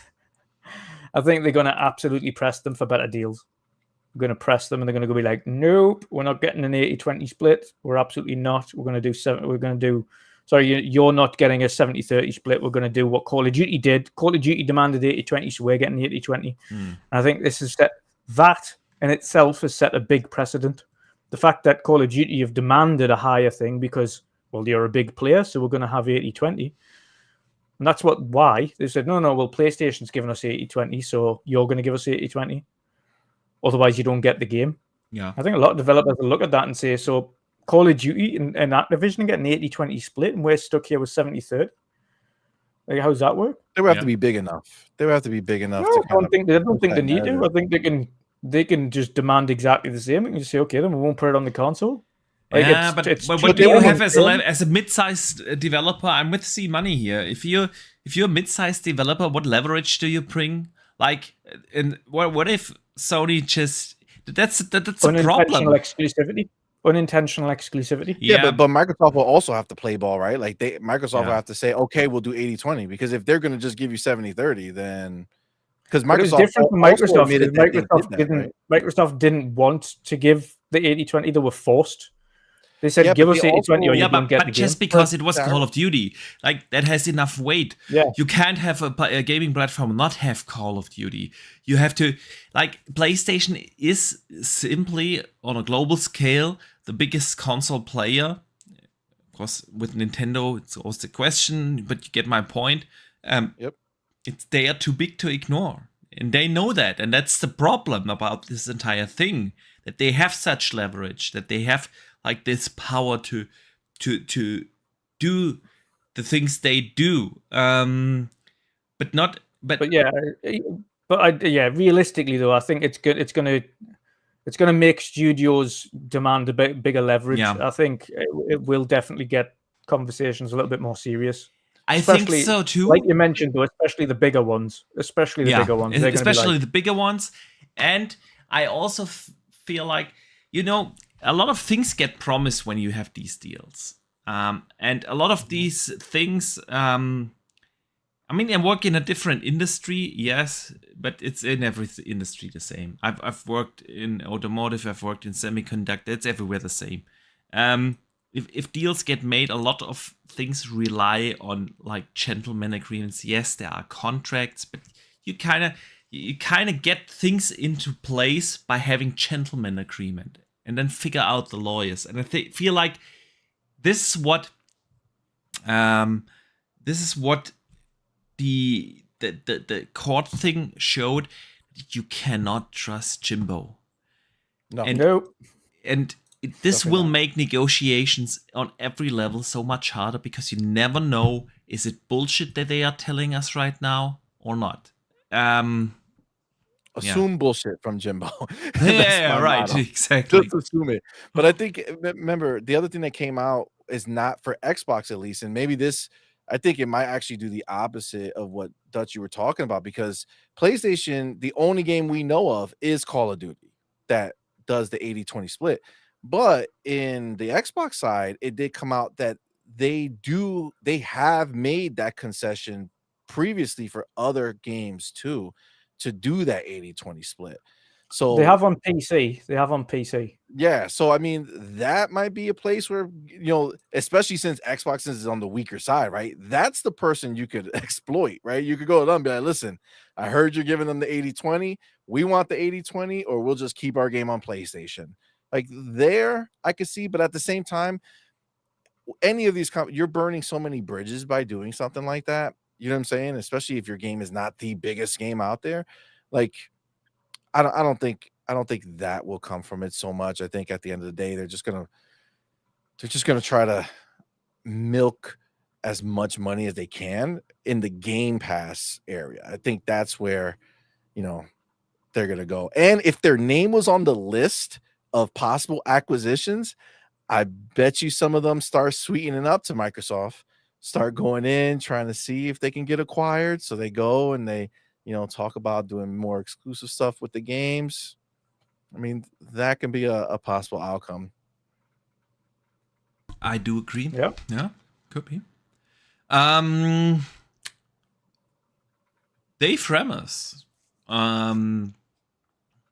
I know he has also joined the Rock Ally Club, and that's why he puts in an ally question. As a fresh new Rock Ally owner, how has the cross progression been working for you, and what are some of the games that best support cross progression? I think cross progression works on most of the new stuff. So I learned about the Outer Worlds scenario back years ago because I bought another PC and I finished the game on one PC. Then I bought a new one and I bought the DLC for it. And then I went and tried to do it. And I was like, what's going on? It's not showing my progress. And so that's been around for a while, but I think that was a situation from like the old scenario where like Outer Wilds was not a first party game, right? Outer Worlds was not a first party game, right? That was published with this other, the other company, so that didn't make it in. And I think that for the most part, anything on the newer side of things, you're golden as far as Xbox, is concerned. And honestly, they're not the only ones on PC. All of the major ones like Ubisoft, EA, Battle.net, it's all like you switch from different PC to another PC, you're good to go. Like if you're playing a PC version, it all transfers. So it's only like the older stuff. If you're getting in to play like an Outer Worlds, trust me, as soon as I download, I'm like, man, this would be the perfect. Same thing with Wasteland 3, right? An Exiles game. It doesn't do it, right? I bought the DLC for both of them, thinking, okay, I'm gonna play on my new PC, better graphics, let's go. Did not work. So, and I don't know where, like, I didn't know how to find the save. Like, it was, I play PC, but I'm not into PC. You know what I'm saying? So I have a 4090, but I play at the easiest level of it. Like I don't go and try to figure out how to find the files somewhere in the computer to make it work. So unfortunately, Wasteland 3 and Outer Worlds saves are dead to me. Yeah, but so tight. Yeah, like you said, I did not have any issues with any Steam, Epic, Google games, Battle.net games. Well, on Battle.net, I only tried Diablo so far, but works like darn. Like you said, there are a couple of games in the Game Pass or Xbox ecosystem that do not support it. Still wrapping my head around that. I did not know that. I was under the assumption that everything in Game Pass has cross progression, but it doesn't. So if it works flawlessly, but it really depends if the game has what's it called? Play Anywhere. So, but the games that do support it work flawlessly. So, guys, I think that's about it. We just hit the 3-hour mark, which is awesome. Nice. And with that, I want to wrap the show up. I want to say a big thank you to everyone who showed up here today, chatting with us about games in the chat. I had a blast. I do hope you guys had that too. If you did, then please consider hitting the like and maybe even the subscribe button on your way out of here. Want to say a big thank you also to all the channel members that support us here, and of course the super chats that came in. Really appreciate them. But yeah, I also need to thank C Money for joining us here today as our guest. It has been a blast. So let people know where they can find you and what you've coming up. Absolutely. So, Boom, Dutch, thank you guys so much. Really appreciate it. Like you said, it's been something that, we've kind of been, hoping to have happen at some point, and it happened. I appreciate it. It's been awesome. Really cool hanging out with you guys. So the channel that we have is called Mario Kart Madman. So it's you can find the link in the description right there below. Yeah, appreciate it. And I'll put it on the chat too. We're about 140 subs away from 11,000. So definitely would appreciate anything like that. Let's help him boost that. Yeah, that would be great. Really appreciate it. And other than that, follow me on Twitter. It's at CMoney forever. So CMoney, the number 4, and then ever. But as far as the channel, we have a weekly podcast that we do. Is on Saturdays. It's called On Point, the gaming newscast. And the cool thing for us is that I do it with my family. So, my wife, she's Doodles. She's been in the chat.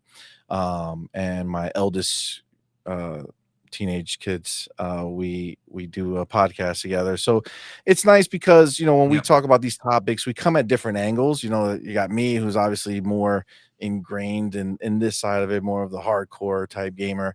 And then you have my wife, who's, more casual, but she's, invested in the industry as far as, knowing what's going on and things like that. And then you got, my son is, going to be 17. He has like a more teenage, younger look on things. So, we have a slightly different take on things, but it's always fun, and it's a good time. And we do other things too. We do, streaming. We actually had our first, this was big for us. We were excited for it. We got our first free review code for the PC game that's called Trepang 2.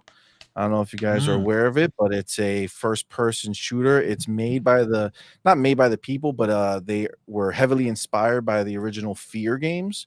So you imagine very like bloody, intense shooting. We just did a first impressions on that. Phenomenal game, so fun.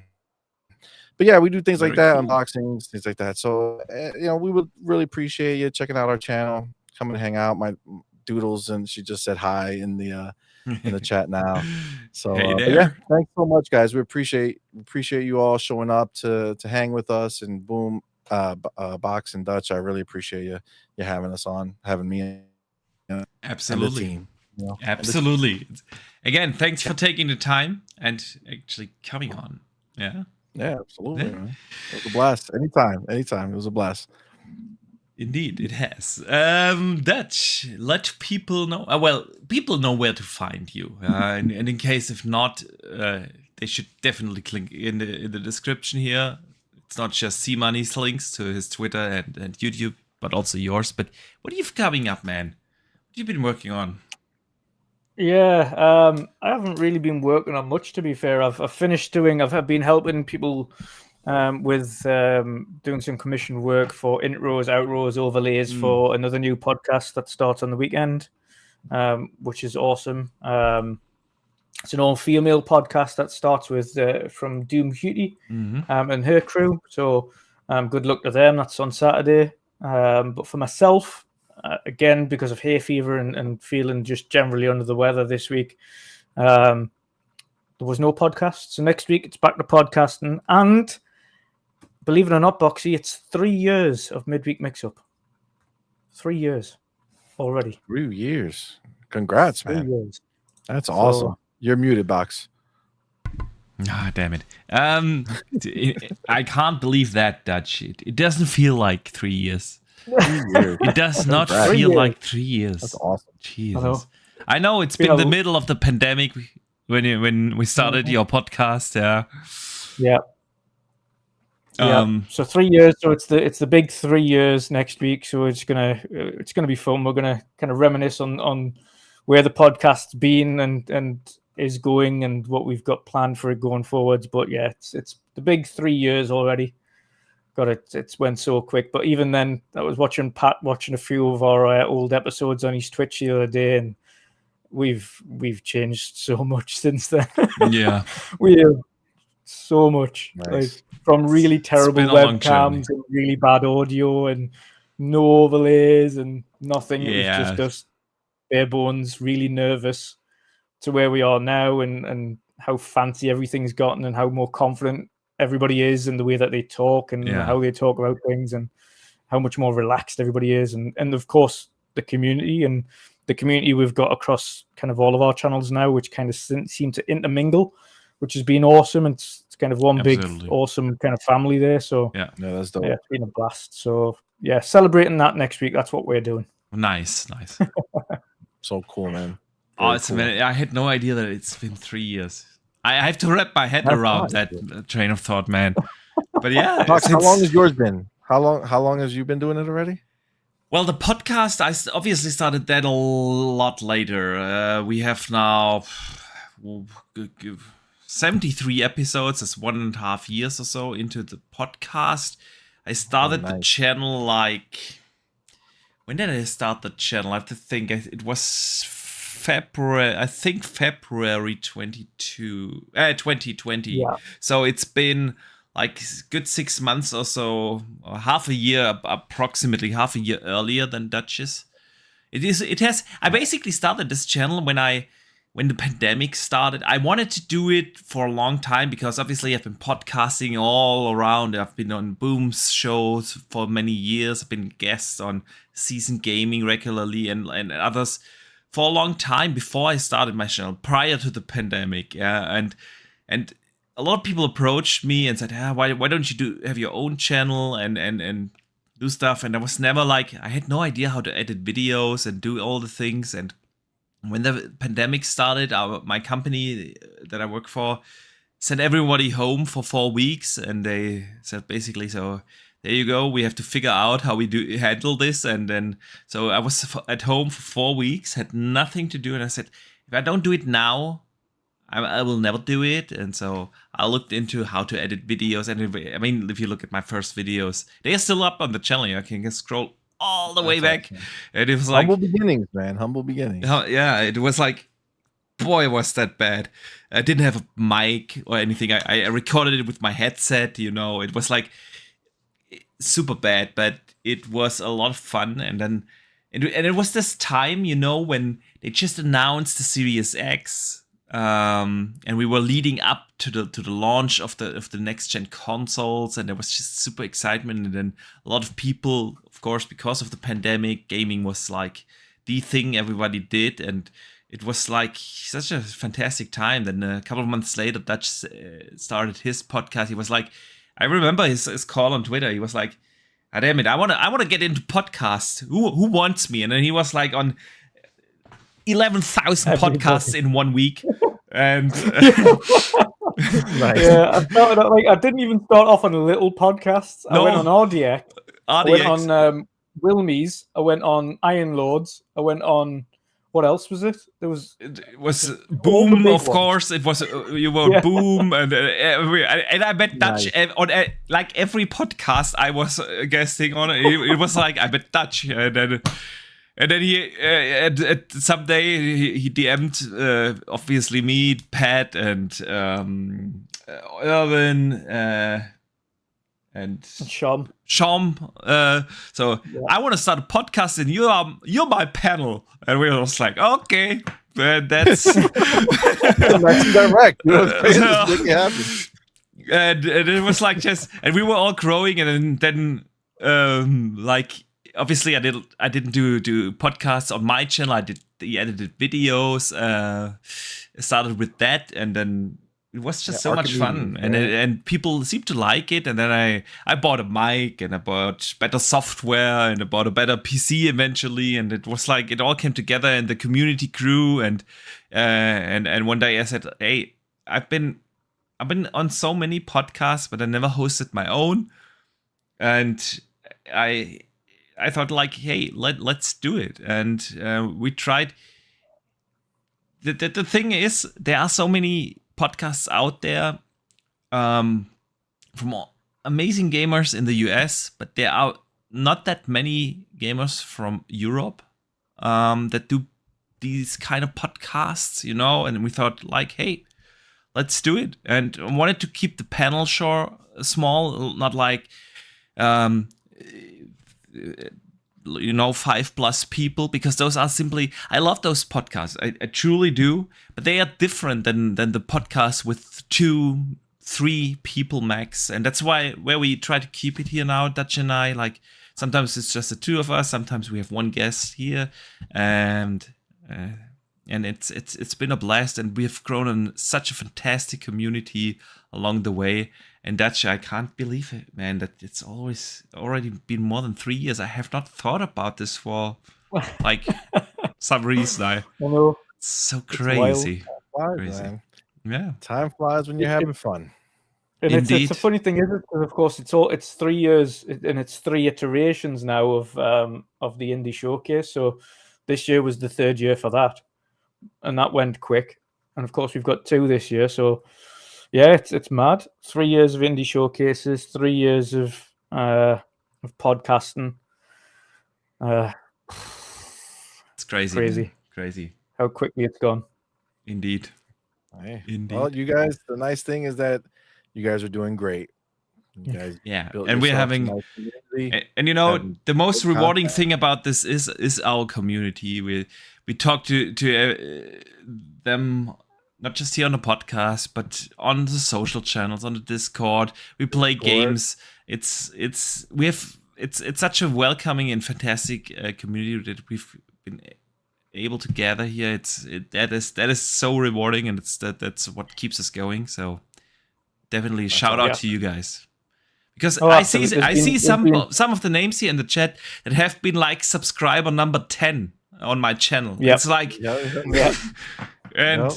There's been many times that there's been many times where we've had huge hits to the channel. For like, I took a break last year for a month because I was drained and mentally exhausted, and I completely, obviously mental health took a massive dive. So I took a break for a month and come back, in the YouTube just completely screwed the channel over big time, and nothing was hitting. I was getting 10 people watching the stream, and we had 50, 60, 70 people watching the stream, and none of the videos were hitting, and the podcasts were like barely 100 views again. And I was like, what is going on? I was like, literally a month ago, we were getting 1,500 to 2,000 views a show minimum. Now I've come back after a month's break, and everything's ruined. Like, the whole thing's ruined because I've took a break. And without the community kind of driving on and being there and asking when the next show is going to be on and things like that, I would have just canned it in entirely. If it wasn't for the community, it would have just been like, what's the point? What's the point? All of this hard work's down the drain because I took a break. What's the point? And now it's starting to pick up again. It's starting to get back into it. And without the community, I wouldn't have even bothered coming back. I would have just ended it. Yeah. So, yeah. Hats off to them. Absolutely. That's awesome. Absolutely. Guys, what an outro. What an outro of the show. Celebrating the community. Absolutely. We couldn't end this show on a better note than the fact that we have an absolutely amazing community. So, guys, we will see you next week. Back here, of course, with the World of Gaming next Wednesday with the 3-year anniversary of the Midweek Mix-Up podcast. And see Money again. Thanks for taking the time. And I see you guys next week. And don't forget to game on.